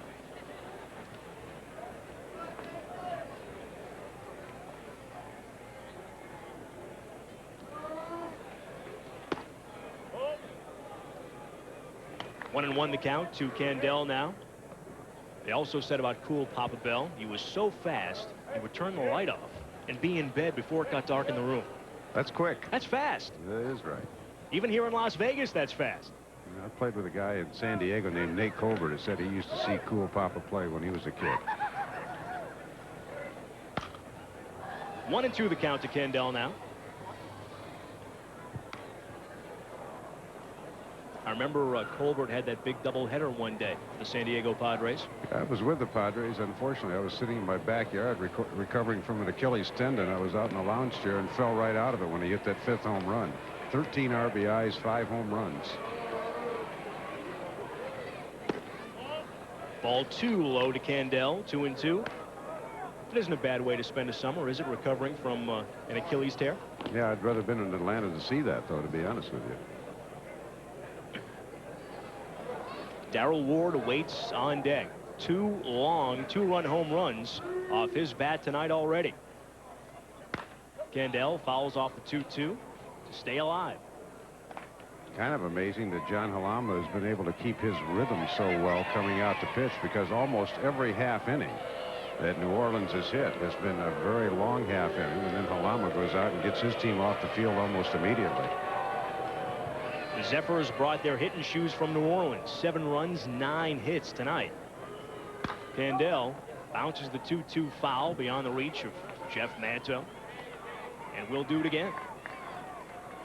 Candell, the 10th batter of the inning. The Zephyrs have scored 5 runs in the frame. Left-hander Huck Flinner getting loose in the Bison's bullpen. He hasn't pitched yet in postseason play for Buffalo this year. May get a chance tonight. Candell fouls off the 2-2 from Brower. And Casey Candell has been a tough out here. Well, again, against a veteran hitter like Candell, and we go back to what we were talking about with Rakers before, you've got to change speeds on him. If you throw everything pretty much the same speed, a 90-mile-an-hour fastball and an 87-mile-an-hour slider, that hitter's going to zoom in on the timing of the pitch. And he's going to wait to get a fat one in the middle of the plate. Ball 3, inside and low. Candell has battled back to run the count full. Jim Brower finished third in the Eastern League this year with 13 victories and a 3.01 ERA. Played at AA Akron for the Akron Arrows. On the payoff pitch, Hernandez takes off from first, bouncing ball to the second baseman. Lavolo screened on the play a bit by Hernandez, throws out Casey Candell, and the 5th inning comes to an end mercifully for the Buffalo Bisons. We'll head to the 6th. 7-zip Zephyrs. Luck be a lady tonight here in Las Vegas. That's been the case for the New Orleans Zephyrs. They lead by touchdown over the Buffalo Bisons as we head to the 6th. And it's a pleasure to be joined by Hall of Famer Ferguson Jenkins with us in the booth, an honorary captain for this AAA World Series. Great thing to have this first ever championship matchup between the IL and PCL here in beautiful Las Vegas. I think it is. I mean, these young men have to like this place. Plus, they're staying in Caesar's Palace, which is really nice. You had a chance to play in both leagues. Any fond memories of your AAA days? Well, the first go-around, I was very young, 18 years old. I played for Buffalo, Old War Memorial Stadium, and then played for Little Rock in the Pacific Coast League, and a little more mature, I think, at 20, 21, and it was a lot of fun. You know, that's the stepping stone to the big leagues, and once you say to yourself you accomplish something in AAA, a lot of times you'd say you're ready. Ferguson, I mean, you're the only guy so far that I know of in the Hall of Fame with 3,000 strikeouts and less than 1,000 walks, and you always were so good at changing speeds. I wonder what your impressions were of Halama tonight. Well, I think he did. Well, he's doing an excellent job. I mean, for a while there, he was throwing that breaking pitch, and they weren't even coming close to it. And I think that's been the key so far. The first 4 or 5 innings, he had a good breaking pitch. Then when he had to throw the fastball, it was in on his hands, a lot of the hitters' hands, and he's only given up 1 hit. What types of things did you learn at the AAA level that set you up to have the Hall of Fame career that you had? Well, in 1963, I was telling Soup this afternoon, Cal McClish took 3 pitchers, Grant Jackson, myself, and Rick Wise, to Puerto Rico, and I learned the slider, which basically became an equalizing pitch for a pitcher to go along with a fastball, curveball, and changeup, and it was a pitch that hitters had a tough time picking up. Well, I told you before I never could get the spin on your slider, and now I know who to blame. Cal McClish, huh? Definitely. Grant Jackson, now the pitching coach of the Indianapolis Indians, right, in the International League. So he's a guy that had a very productive major league career as well, and is now sharing his knowledge with guys at this level. And Rick Wise, I think, might be in the Boston organization, AA or AAA. So I think when you look back, Rick Wise had about 15 or 16 years in the big leagues, and Grant Jackson 18. We had some very good coaching in the Philly organization, and not to say things didn't work out in the Philly organization, but we all had a chance to work in different organizations later on and just make those things come true for us. I know you're headed to Chicago tomorrow. You said you're going to a wedding. Your beloved Cubs involved in a wild card race. I suppose the city's a little bit on edge. I mean, you ebb and flow with the victories and defeats. A tough weekend against Cincinnati, but they still got a shot. I think they can bounce back. They're on the road, I think, with like 7 games. Houston and also with Milwaukee. So their destiny is in their own hands. I think the nice thing about it is they can score runs. The pitching's going to be the big question mark. Kid had started in AAA this year with the Iowa Cubs of the PCL. Kerry Wood, obviously right now he's got a little bit of an elbow problem, but you know, you've seen him pitch this year. Obviously we know he's good, but what have you seen with him? Well, he's the real deal. He's got an excellent curveball, a real good running fastball. I think the thing that he has to learn is to throw an off-speed pitch. He tries to throw everything the same speed, and his curveballs maybe 90 miles an hour, maybe, and his fastball is 90 plus. So I think once he learns the hitters a little better, it's first year in the big leagues. As a rookie, he's trying to be very impressive. I think once he starts to change speeds on certain hitters, he's going to be a little more relaxed, and he doesn't have to throw power all the time. I mentioned on Jason Rakers, I thought maybe the first 3 innings that he pitched, he delivered 64 pitches and didn't really start changing speeds until the 4th. And I made the observation that good hitters, if you throw everything kind of the same speed, the fastball, the hard slider, that at least they're going to be able to foul it off. Definitely. Cal McClish was one of my favorite pitching coaches. He says you can shoot a 22 at a guy, and after 3 or 4 of them, they get that speed. They're going to start hitting them in the fair territory. They're not fouling them straight back anymore. That's something we talked about earlier. Left-hander like Jamie Moyer in Seattle doesn't throw especially hard, but if you hit your spots, if you throw strikes, you're going to win your share of ball games. Oh, definitely. Greg Maddux is like that. There's Glavin. There's a half a dozen real good finesse individuals that know how to pitch. They know how to set the hitters up. And setting the hitters up and changing speed and location is what pitching's all about.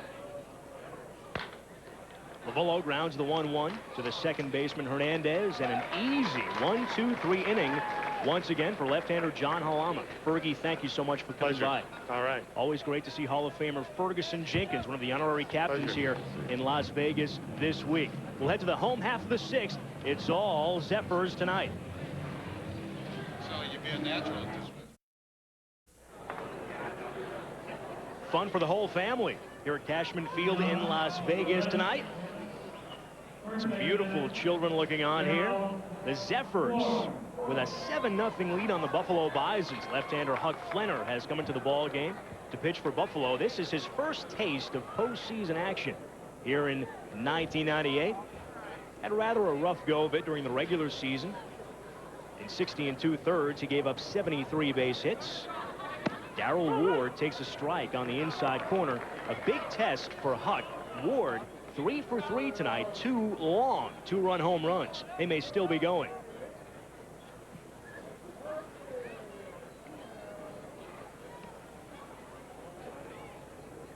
The left-hander Flenner deals to Ward, who grounds to the second baseman Lovello. And for the first time tonight, Darrell Ward is retired. Well, for Darrell Ward, he's having a great night. A lot of people love to read the history of Major League Baseball. A couple of years ago, I got a chance to read about the history of minor league baseball. Thought those notes might come in handy sometime. Ward's had a good night. But there was a guy named Gene Rye one time in Waco, Texas in 1930 that hit 3 home runs in 1 inning. Now, top that, Darrell. Must have been one of those old ballparks that had a 250-foot sign out in left field. Well, whatever. He got it airborne 3 times in 1 inning. We have a pinch hitter for Jack Howell. Stepping in to hit from the right side against the left-hander Huck Flenner. Looks like Mike Russo also plays some first base, but he's in the DH spot now.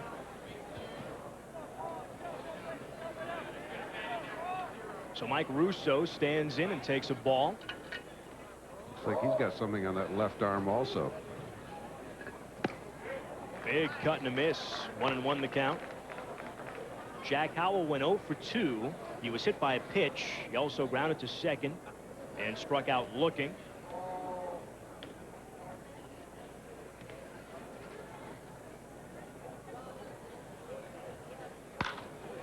And Russo drives it to center, but right at Jacob Cruz, who comes in to make the grab for the second out of the inning.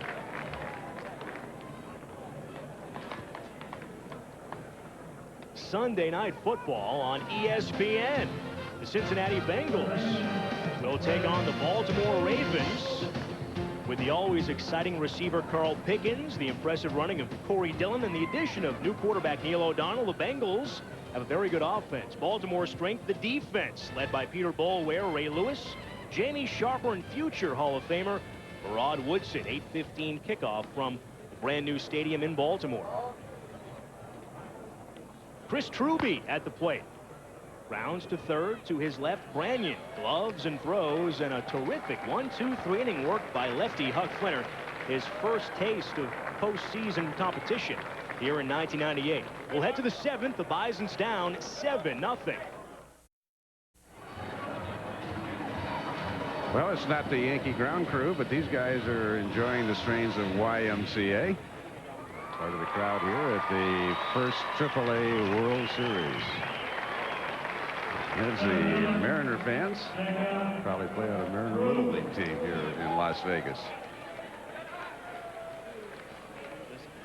We head to the 7th, Dave, and the Bisons need to get going in a hurry. This might not be their night with lefty John Halama cruising along. He's held Buffalo to 1 hit through 6. Jacob Cruz takes a strike on the inside corner. Cruz 0 for 2 tonight, a pop to short and a fly to center.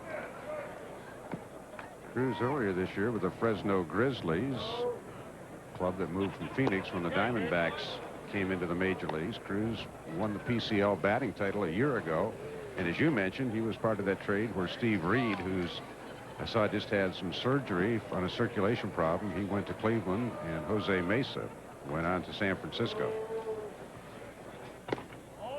Cruz takes a ball away, 1-2. The Giants also got lefty Alvin Moorman and shortstop Sean Dunston in that deal. Radically changed the look of both teams. Giants won tonight to keep their faint wild card hopes alive.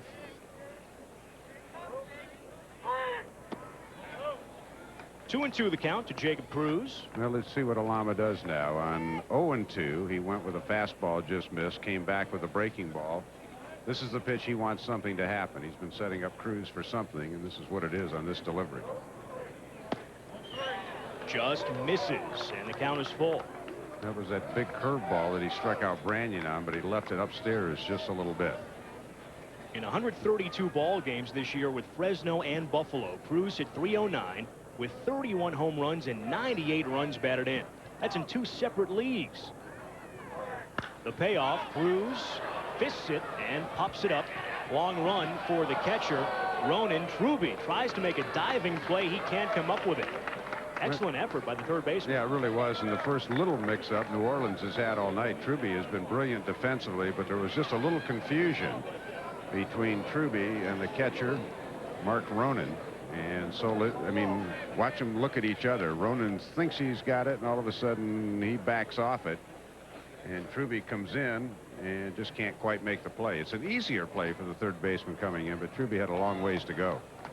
Cruz got that pitch in on his hands, and as he took a cut at it, gave it a strange spin that took it away from both defensive players. Well, again, on the 3-2 pitch, a lot of times if you have a pitcher on the mound that you know can't get anything but the fastball over Cruz, a good power hitter is going to look in and jerk that pitch. But because Halama has established the curveball, Cruz just had to wait and see what was coming. It was late on that fastball. He got out in front of that low fastball. I expect Halama's about ready to come back with that nasty curve again. Cruz has reached base in all 8 Bison's playoff games entering tonight. He stays alive with another foul ball up the first base line. Well, he went back to fastball again. He's got the 7-run lead. So he's gone 3 fastballs in a row on 3-2 to Jacob Cruz. Halama has really mixed his pitches well tonight. It's gotten to the point where the Bisons don't know what pitch to look for next. We'll see what Cruz does with the payoff pitch. Line drive to left, coming in to grab it chest high is Berkman. 1 gone, top of the 7th. Let's go downstairs to John Sandler with the president of the PCL. John. Thanks, Ted. A smiling Branch Rickey, because his Coast League charges are well out in front. Well, it's nice to have a one-hitter being thrown for you. Anytime you get this kind of pitching, you feel pretty secure. It's awfully partisan of you. Would you be that big a rooter if you were down 7-0?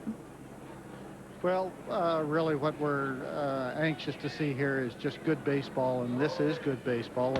Good pitching is beating good hitting right at the moment. Well, it's a good start to an event, as I said to Randy Mobley, the president of the International League, an event that you and Randy and a lot of folks have worked very hard to put together, and it must be awfully gratifying to have it finally come to fruition. Well, for an inaugural event, we think we're really off to a good start on this one, and it's terrific to finally get to a World Series to decide the champion of the AAA classification. So this is a big night for us. All right, Branch Rickey, president of the Coast League, enjoying the fruits of victory thus far. Back upstairs to you, fellas. John, thanks. Branch Rickey smiling for now with the New Orleans Zephyrs way out in front. Of course, if the name sounds familiar, he is indeed the grandson of Branch Rickey, the man who really began the farm systems in baseball back with the St. Louis Cardinals in the 20s. He was the father of farm systems, basically the father of minor league baseball. Of course, probably more noted in modern circles for the man who brought Jackie Robinson to the major leagues. But again, Rickey was the father of the modern farm systems. In fact, he got so dominant that Judge Landis had to break up the farm systems a couple times because Rickey was signing all the great players. Now, there used to be many more farm teams for each major league ball club. Well, 1948, after World War II, there were 59 leagues and well over 450 teams, with the classifications ranging from D all the way up to AAA. I used to talk to guys that played in that era. They'd hit 350 with 35 home runs and 150 RBIs in D-ball and maybe move up one level of D-ball. Now, if a guy does that in Class A ball, he's in the big leagues the next year. Very few jobs to go around at the major league level then. Certainly 1947, the year Jackie Robinson broke in with the Brooklyn Dodgers. The gun is on Halama. Good pop on the fastball there. One of the amazing resurgences in baseball has been what's happened at the minor league level. You know, the movie Field of Dreams said, if you build it, they will come. There's been 78 ballparks built since 1978, and the minor league attendance is up 83% during that span. Payoff pitch to Hyatt. He stays alive. Both the Bisons and Zephyrs set new single-season attendance highs here in 1998. Well, you were playing at Cashman Field, which opened in 1988. Zephyr Field just opened last year. Bison Stadium, which I think is called, it was Rich Field, and now North America Park, opened in 1988. So those are three of the new fields.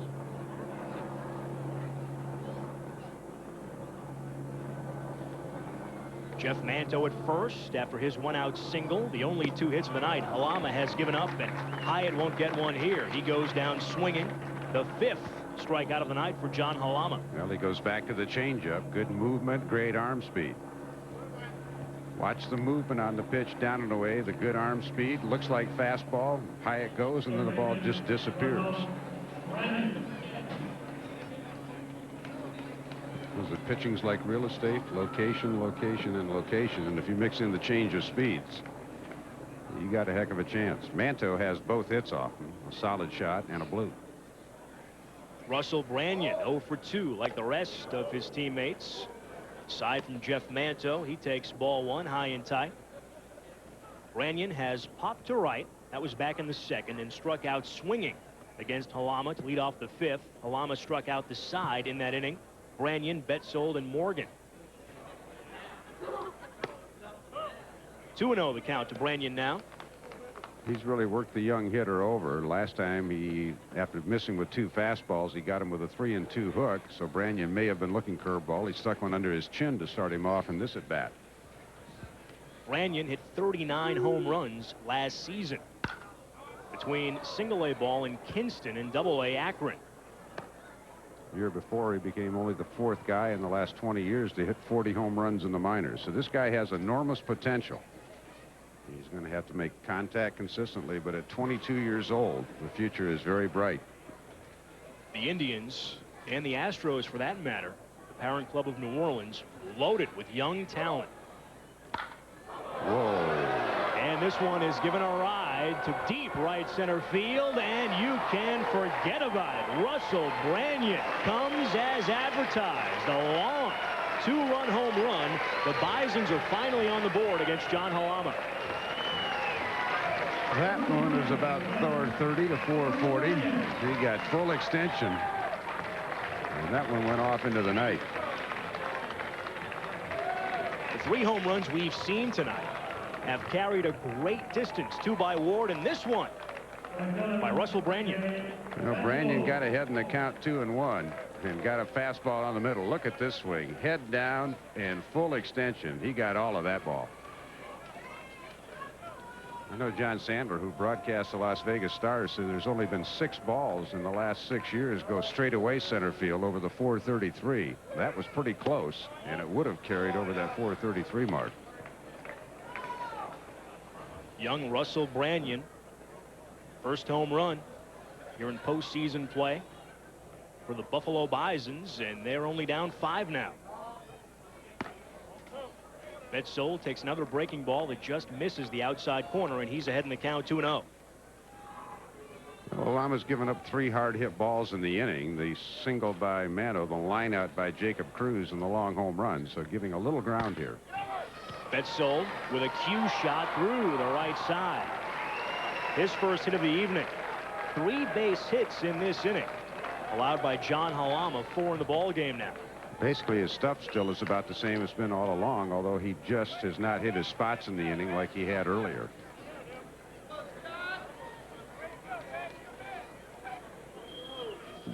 Fastball tailed away. Now, if the hitter tries to pull that ball, he's going to get the ground ball to shortstop. But I think maybe the Bisons have changed their approach a little bit and are trying to go straight away with him, take him the other way. First inning, he struggled. 24 pitches in the inning. Big Scott Morgan, 6'7", 230 pounds. A chance to do some damage. Ball one in the dirt. Good stop by the catcher, Mark Ronan. One more guy gets on, I wouldn't be surprised to see the New Orleans bullpen get active.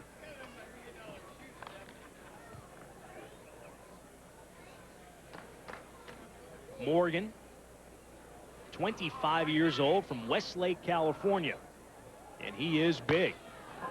Bouncing ball, charging the third baseman Truby. He goes to first for the out that retires the side. But the Bisons get on the board on the long home run to right center field off the bat of Russell Branyan. 7th inning stretch time in Las Vegas. 7-2 Zephyrs.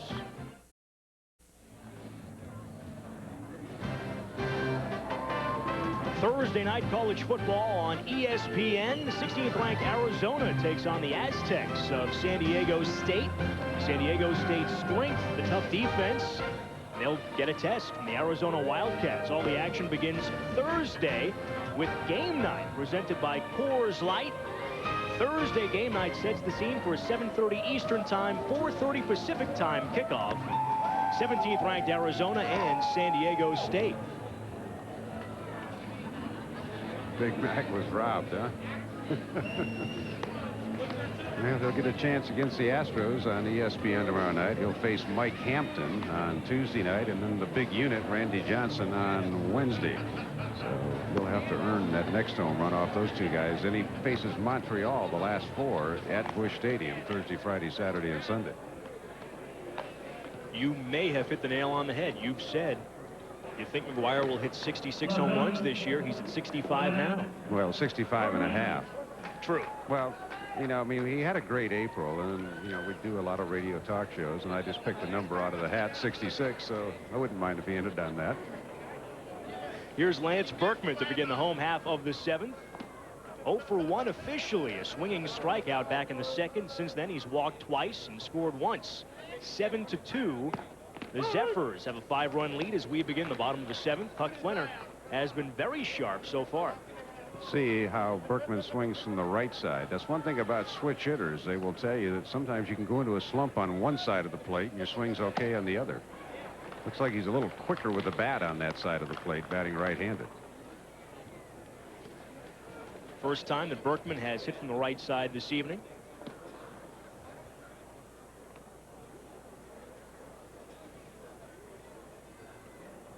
Berkman struggling with the stick in postseason play. The 0-2 grounded to short. Takes a high hop for Cabrera, who throws out Berkman. 1 gone here in the bottom of the 7th. And we'll get a pinch hitter for right fielder Ken Ramos. Mike Neal will hit from the right side against the lefty Flinner, who's retired all 4 Zephyrs he's faced.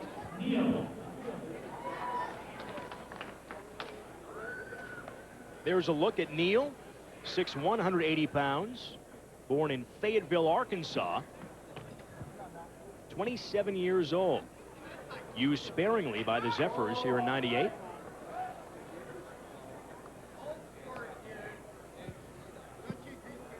Ball loose down in the bullpen, so we'll have a bit of a delay. We do have a right-hander getting loose for a Buffalo. Foul ground out in left field. That's Ben Blomdahl.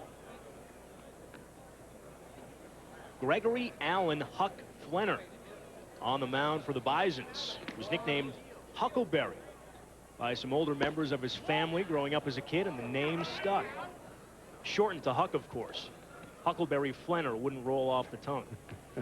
Well, he had some time with Toronto. In fact, he did a good job for the Jays one year.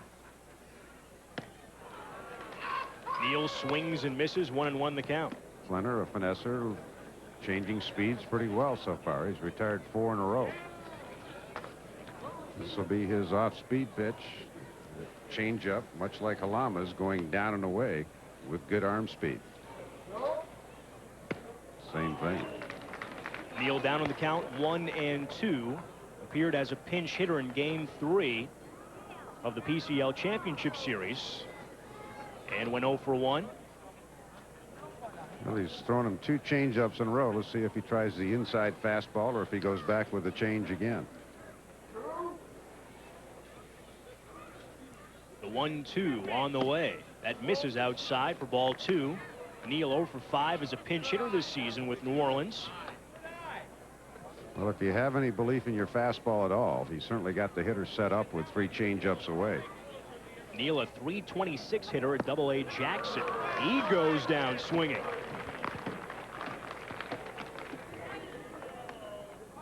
We'll be back with you tomorrow evening here in Las Vegas at beautiful Cashman Field. Game 2 of this series. The Bisons will be the home team as we alternate games 1, 3, and 5 with New Orleans as the home team. Buffalo will host games 2 and 4. We'll begin our coverage at 11 p.m. Eastern time here in the West, 8 o'clock.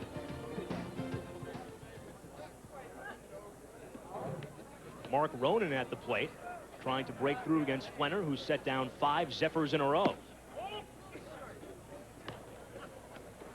Nice job by Greg Gibson, the home plate umpire tonight. Has not gotten the fisheye from the pitchers nor the hitters. Sometimes the best umpires are the ones you don't notice. So hats off to Gibson, at least this far. Line drive, base hit to center field by Mark Ronan. First base runner allowed by Huck Flenner after setting down 5 Zephyrs in a row. Ronan's had a productive night, 3 for 4, 3 singles now. A big 2-run single back in the 5th. The Zephyrs scored 5 times in that inning to break it open. They had a 7-0 lead at that point. This could be it for Huck Flenner. Yeah, I'm sure that Jeff Datz wants to save Flenner, situational left-hander, give Blomdahl a shot to throw an inning or 2 here, get some guys in, get some experience in this AAA World Series. So Ben Blomdahl will come in to face the right-handed hitter scheduled. It'll be Julio Lugo when we come back. 7-2 New Orleans. Ben Blomdahl on the mound facing Julio Lugo. With Mark Ronan at first, Lugo swings and fouls the pitch back. The count 1-1 now to Julio Lugo. Ben Blomdahl getting his first taste of postseason play with the Bisons this year. During the regular season, Blomdahl, a reliable guy out of the pen for Jeff Datz. Appeared in 35 ball games. From the stretch is 1-1, fouled off, 1-2 to Lugo. Blomdahl won't overpower you by any stretch. He gives up his share of hits. He was also tagged for a dozen home runs. Yeah, again, a key, though, for Ben is that he does not walk hitters. And that's, if you don't have overpowering stuff, then you've got to throw strikes and make your defense go to work. The 1-2 to Lugo. And a weak swing as he's fooled by the pitch by Ben Blomdahl, who does the job by throwing strike 3. So we will head to the 8th inning. Ben Blomdahl sets down the Zephyrs in the 7th, but New Orleans still has a 5-run bulge.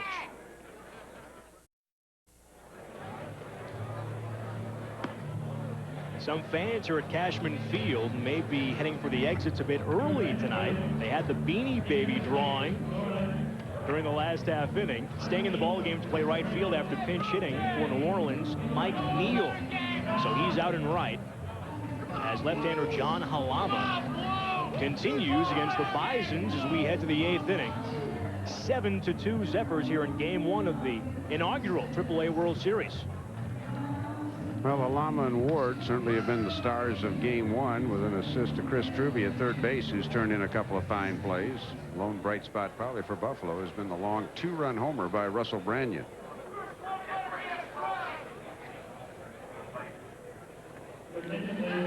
John Halama, first 2 times through the Bison's order, allowed just 1 hit. Third time through, the Bisons have gotten to him a little bit, but it might be too little too late.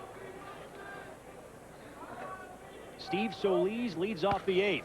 He grounds the first pitch to the shortstop to his left.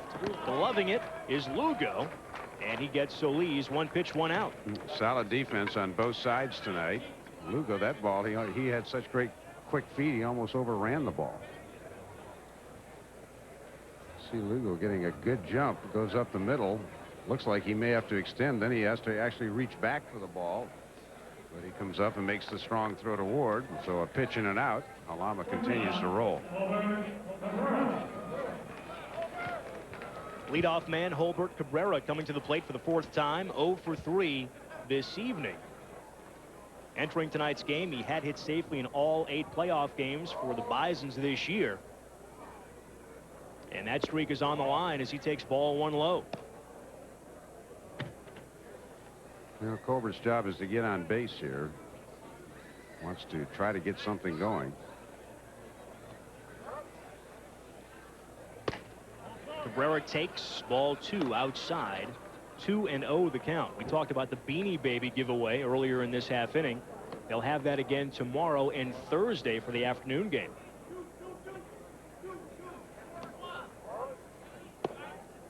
Cabrera and his family have a little interesting part of the Florida Marlins history. It was Holbert's father who signed Edgar Renteria out of Colombia, and of course Renteria got the game-winning hit in Game 7 of the World Series last year.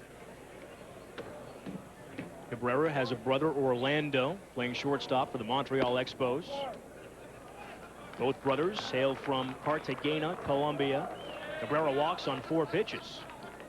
Good job by Cabrera. He knew his job in that situation was to at least take a strike, try to get aboard, and Halama missed with 4 consecutive pitches. Just the 2nd walk of the night given up by Halama. The first one he allowed was all the way back in the 2nd, so since then he's been throwing strikes against the likes of Torey Lovullo. 0 for 3, the switch hitter batting from the right side. He takes a strike on the outside corner. Halama hoping for the ground ball here to turn 2. Probably work on changing speeds on Lovullo. Lovullo, the MVP of the American Association playoffs last season as the Bisons captured the last association championship before the association was absorbed by the IL and the PCL. Getting loose in the New Orleans bullpen, right-hander Reggie Harris. Also a left-hander getting loose, Roberto Rivera.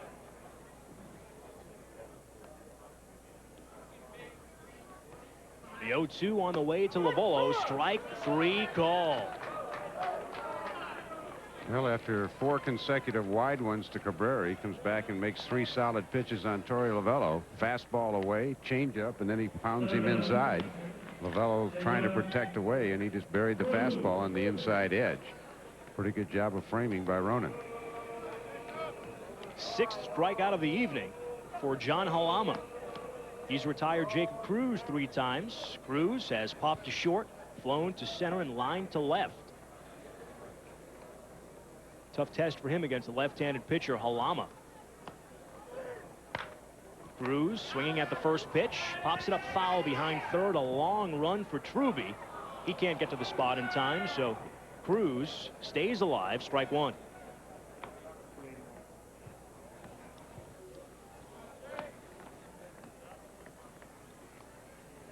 Holbert Cabrera led the Bisons in steals in 1998.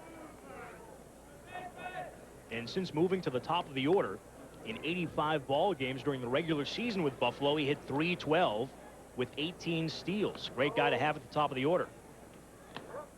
Halama's 0-1. Cruz takes it for a ball, and that evens the count. Cruz captured the Pacific Coast League batting title last year with Phoenix. He hit .361.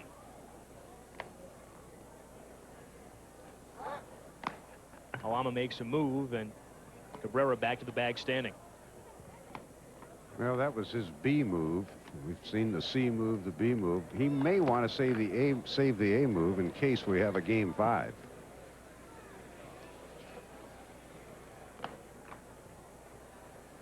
The 1-1 to the hitter Cruz, swing and a miss. Halama has been masterful mixing his pitches tonight. Has the same motion with every delivery, and that's key for a pitcher, because if you throw from different arm angles with different pitches, the hitters are going to pick up on that. But he's got the same arm motion, same arm speed with the fastball, curve, and change.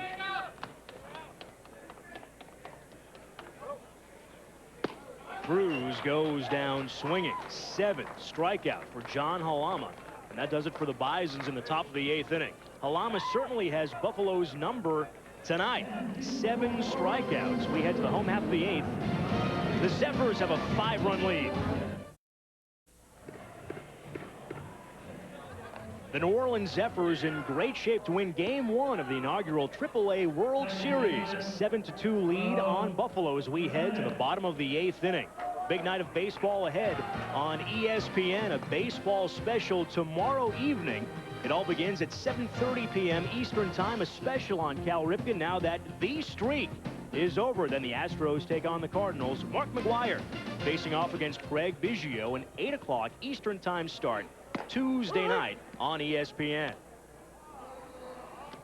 Carlos Hernandez leads off the bottom of the 8th inning for New Orleans. He's 2 for 4 tonight.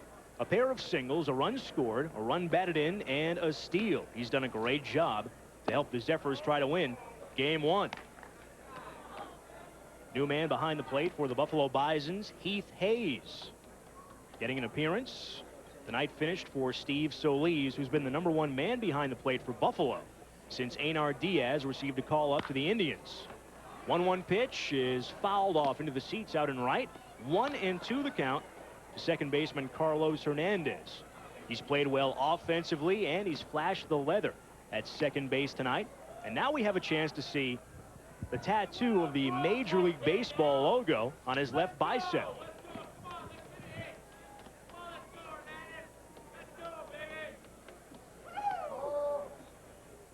The 1-2 pitch.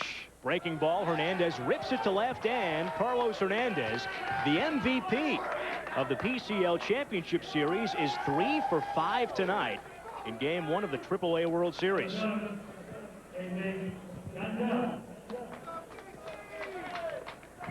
Hernandez led the Zephyrs in stolen bases during the regular season. He's on at first, and we'll have a visit from pitching coach Bud Black now as he heads to the mound to talk with right-hander Ben Blumdahl. Well, I'm not sure what this talk is about, but he out maybe saw something in the delivery he didn't like. Maybe wanted to check on Blomdale to see if he was okay. Doesn't appear that he's going to make a pitching change, although he's going to have to do it right now if he's going to do it. And he will not. We have left-hander Jimmy Hamilton, another recent call-up, kind of a situational left-hander. He may be warming up to go after Ward, and that may have been what Buddy was doing. He went out to stall a little bit to give Hamilton time when Ward comes up next. Bud Black has a World Series ring as a member of the 1985 Kansas City Royals. Fastball misses, high and away to Casey Candell for ball 1. Yeah, and John Halama, I'm sure Buddy's been impressed with him tonight. I mean, Buddy was not an overpowering left-hander. He learned to change speeds, won 121 games in the major leagues, so I would imagine Buddy's been pretty impressed with the opposition pitcher tonight. Candell pops it up sky high in the infield. Coming in on it, the third baseman Branyan stays with it and makes the play for the first out of the inning.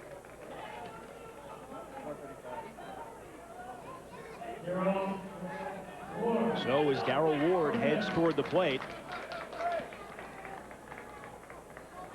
we will see if we have Jeff Datz coming out of the Buffalo dugout to make the pitching change, and he will call for the left-hander Hamilton to face big Darrell Ward. We talked about him during the pregame tonight, Dave, and he came as advertised. Well, he came in very hot, and he has hit 2 long home runs tonight. He is the We talked about AAA being the type of league that has some guys who are major league veterans still trying to get back there, and then you have some great young prospects like Ward looking to come up and contribute. So left-hander Jimmy Hamilton comes in from the Bison's bullpen. He hasn't pitched much in the postseason for the Bisons. He'll get a stiff test when we come back. He'll face tonight's hitting hero, Darrell Ward.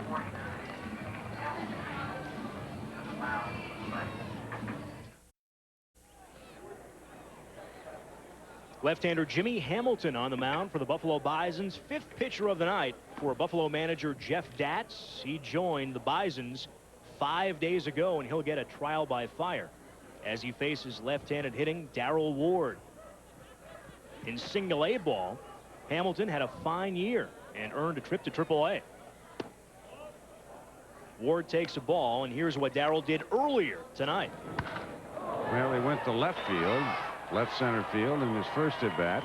After a single his second at-bat in the 5th inning, he crunched one to right field. Got a breaking ball and got all of it. They sounded great coming off the bat. They looked great flying over the left center and right center field fences. Ward with 6 home runs in postseason play for the Zephyrs this year, hitting .447 since the end of the regular season, and he's ahead in the count here, 2-0. Whoa, he had a rip. He was on it. Jimmy Hamilton out of a school called Ferrum College in Virginia, which also produced another left-hander who throws just a little harder. Billy Wagner, the closer for the Houston Astros. Along with his 6 home runs in postseason play for New Orleans, Ward has driven in 13 runs, trying to add to that here. 2-1, just missed for ball 3, and Ward has a hitter's count, 3-1. Darrell Ward may be talking to Al Padricki, the batting coach, after the game tonight. He said, you know, those 2 home runs I hit in that single, but the best pitch I had all night, I fouled back. We'll see how Hamilton works him here. Here it comes, and Ward walks on 5 pitches. So Jimmy Hamilton playing it safe a bit, nibbling, and Ward reaches on the base on balls. Well, Jeff Datz, trying to keep his team in the game, will make yet another pitching change. Hamilton, they told us, was going to be a situational left-hander. And with the right-handed Russo coming up, we'll go to yet another right-hander. Jeff Datz gets the ball from young lefty Jimmy Hamilton. And with the pitching change here in Las Vegas, we'll break away quickly. More action from Cashman Field after this.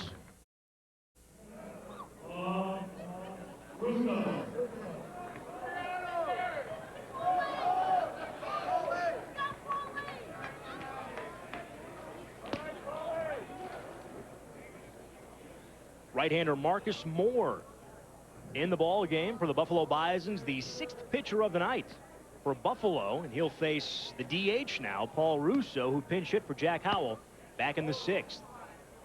Saw Marcus Moore when he used to pitch with the Colorado Rockies. At times, he was getting it up there 97, 98 miles an hour. Has a good fastball, although it is pretty straight. He just needs to spot it and can learn to get the breaking ball over. That pitch catches the outside corner. 1-1 to Russo. As a pinch hitter in the 6th, he flew to center, and in postseason play, he's 0 for 14. From the stretch, Moore fires the 1-1 high for ball 2. 2-1. Carlos Hernandez down at second. And at first, Darrell Ward with 1 out in the bottom of the 8th inning. The Zephyrs trying to salt this one away here in Las Vegas tonight.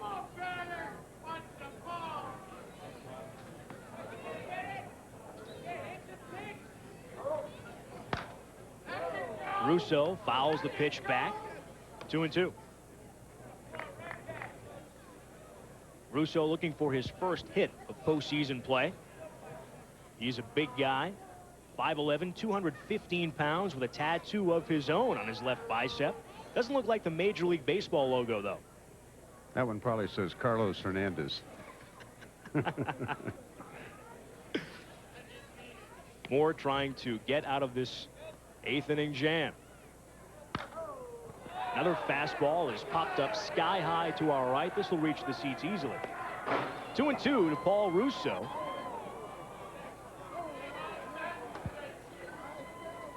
We'll try to decipher what that tattoo is on his left bicep. That shirt sleeve comes up a little bit. Looks like the number 4. It's PAR for his son. Par 4.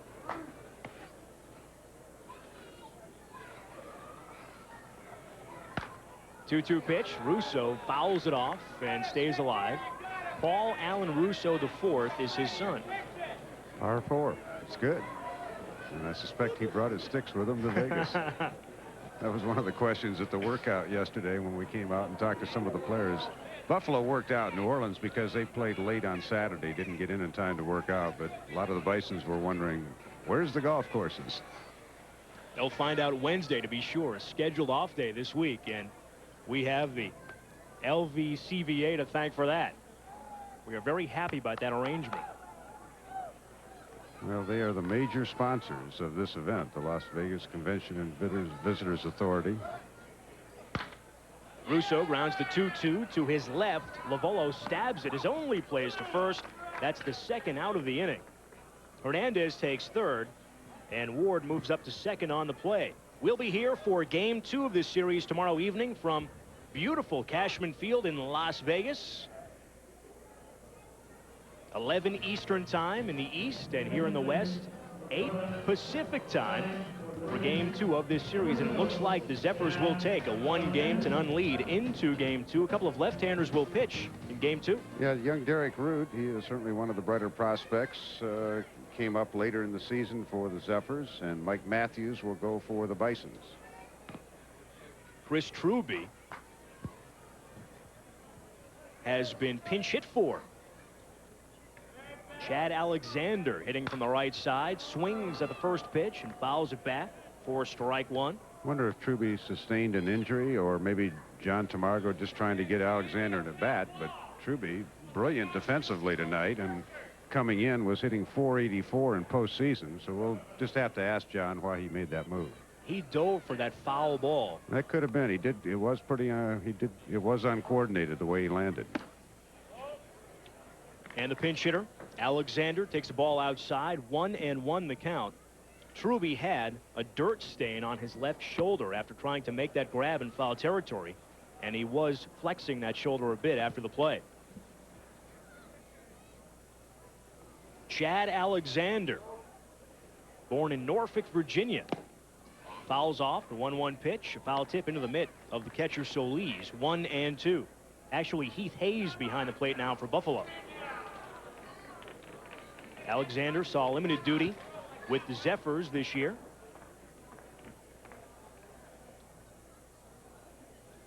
Two men in scoring position for Alexander. He pops up the 1-2 pitch. This is drifting into the seats, so we'll do it again. Good information from John Sandler down in the dugout. Truby injured his wrist trying to make that play, and I know New Orleans would hate to lose him for the balance of this series. Well, he's been a big force for him in postseason. Again, .484 in the first 2 rounds of the championship series, and 2 sparkling defensive plays tonight. Left-handed pitcher like Alama and another lefty going tomorrow. You'd love to have a good defensive third baseman and shortstop. Moore trying to get out of this jam in the 8th inning, and he does. Some good heat blown by Chad Alexander ends the bottom of the 8th inning. The Zephyrs leave 2 men on. 10 men left on for New Orleans tonight. We head to the top of the 9th. The Zephyrs trying to close it out. 7-2 in favor of the New Orleans Zephyrs. We go to the 9th inning. John Sandler with you from beautiful Cashman Field. And with me, the manager of the Zephyrs, John Tamargo. Your big left-hander, John Halama. He's done the job so far. You're going to let him ride this one out. Yeah, we are. He's only thrown like 103 pitches. He really hasn't struggled this game, and he's kept them under control. So we're going to try to give him through the 9th inning a complete game. Showing his stuff tonight, Halama rumored to be possibly the guy going to Seattle as the back end of the Randy Johnson trade. I know Houston would miss him. Boy, he's really done a heck of a job tonight. Yeah, he has, and I really don't know what's going to happen at the end of the year, but he's been mentioned. I really don't know, and I'm glad to have him here in this series because, you know, he's just done an outstanding job all year, and I think he's going to have a chance maybe to pitch Game 5 and help us win. All righty. Well, he's done a great job. See how he does here in the top of the 9th inning back upstairs. John, thanks, and thanks to John Tamargo as well. His team in excellent shape to win Game 1 of this best-of-5 series here in Las Vegas. Jeff Manto, 2 for 3 against Halama tonight. 2 of the 4 Buffalo hits. Takes a strike on the outside corner, 2-1. I like that, though. I mean, Buffalo playing to win, playing the game the way it should be. They're down by 5. They need base runners. Manto, instead of swinging at the 2-0 cripple, took it. He's trying to get it on board. Takes another pitch on the outside corner, and the count is even, 2-2.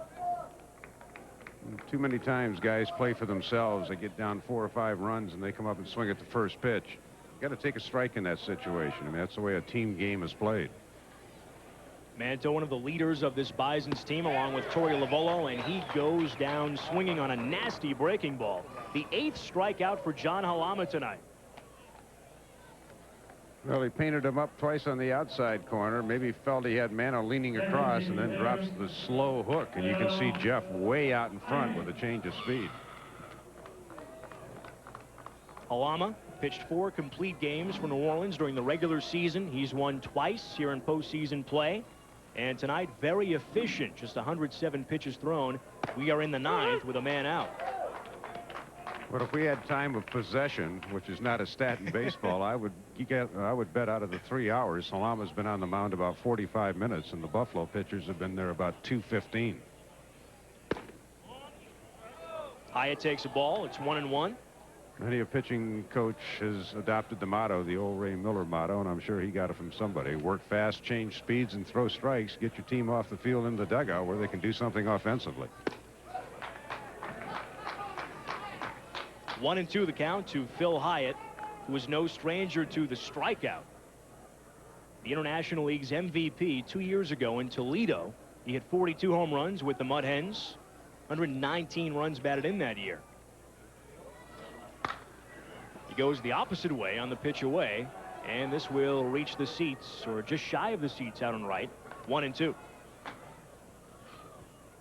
Guys with the big strikeouts and the big home run totals are always the toughest kind of guys to judge when they might have that breakthrough season. A guy like Sammy Sosa early in his career, he played with Oklahoma in AAA ball. He used to have a tendency to strike out a lot. He still does, but in between, he does some major damage. Hyatt grounds the 1-2 foul toward the Bison's dugout, and we'll do it again. Baseball America chose Halama as the best control pitcher in the Pacific Coast League. Spent some time in the majors with the Astros. He came down on May 10th after going 1-1 with a 5.85 ERA in 6 starts in Houston. I think the biggest thing for Halama is the fact that some guys that maybe the Astros didn't think were going to be that good, Jose Lima and Sean Bergman, pitched so well. And I'm sure the New Orleans fans are happy that Halama came down. John Tamargo certainly happy to have him. But, you know, Halama's goal, like everybody else in this game, is to play one level higher. That's what AAA baseball is all about.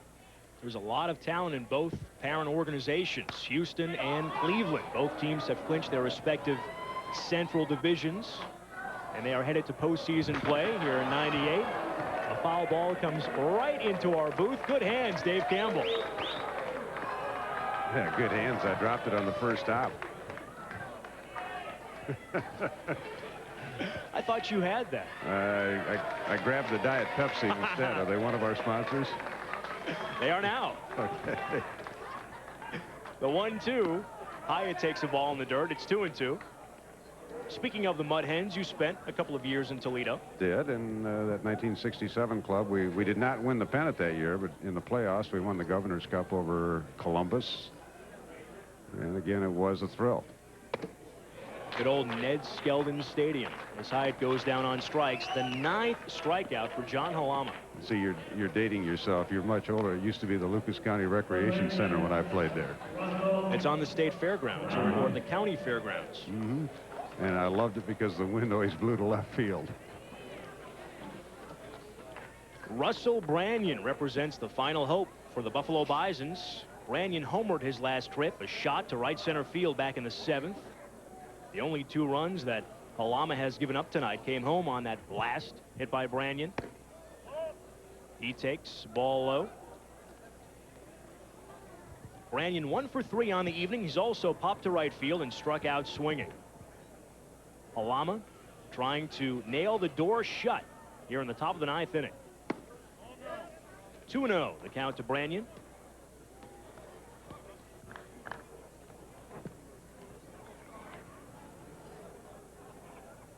We look forward to game 2 of this series tomorrow evening.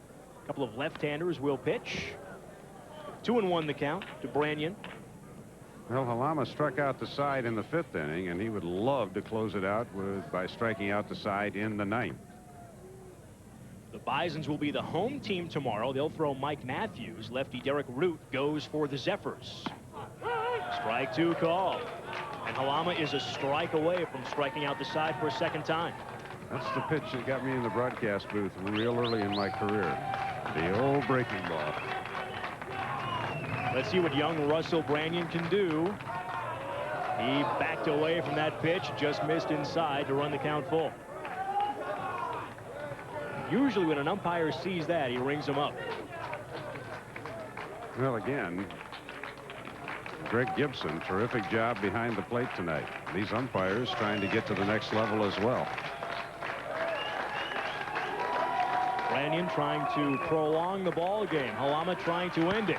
Ground ball to second base. This should do it. Hernandez flips to first, and the New Orleans Zephyrs win game 1 of the inaugural AAA World Series here in Las Vegas, 7-2. And that man, the star of the ball game, defensively for New Orleans, well, John I'll tell Halama. you, yeah, I mean, in baseball, it's no great secret. If you get terrific pitching, which John Halama provided, some power, which Darrell Ward provided with 4 RBIs, and a couple of good defensive plays, Chris Truby did that, you're going to win most of the games. And the Zephyrs get game 1 in convincing fashion, 7-2. And don't forget, coming up, we have much more to show you. Game 2 of the 1998 AAA World Series on ESPN2 tomorrow evening. A couple of lefties will pitch. Mike Matthews for Buffalo, Derek Root for New Orleans. 11 p.m. Eastern Time. We'll start our coverage from beautiful Las Vegas. 8 p.m. Pacific. Stay tuned for the Mike Lupica Show. For Dave Campbell, John Sandler, and our entire crew, I'm Ted DeLuca. We say good night from Las Vegas, Nevada.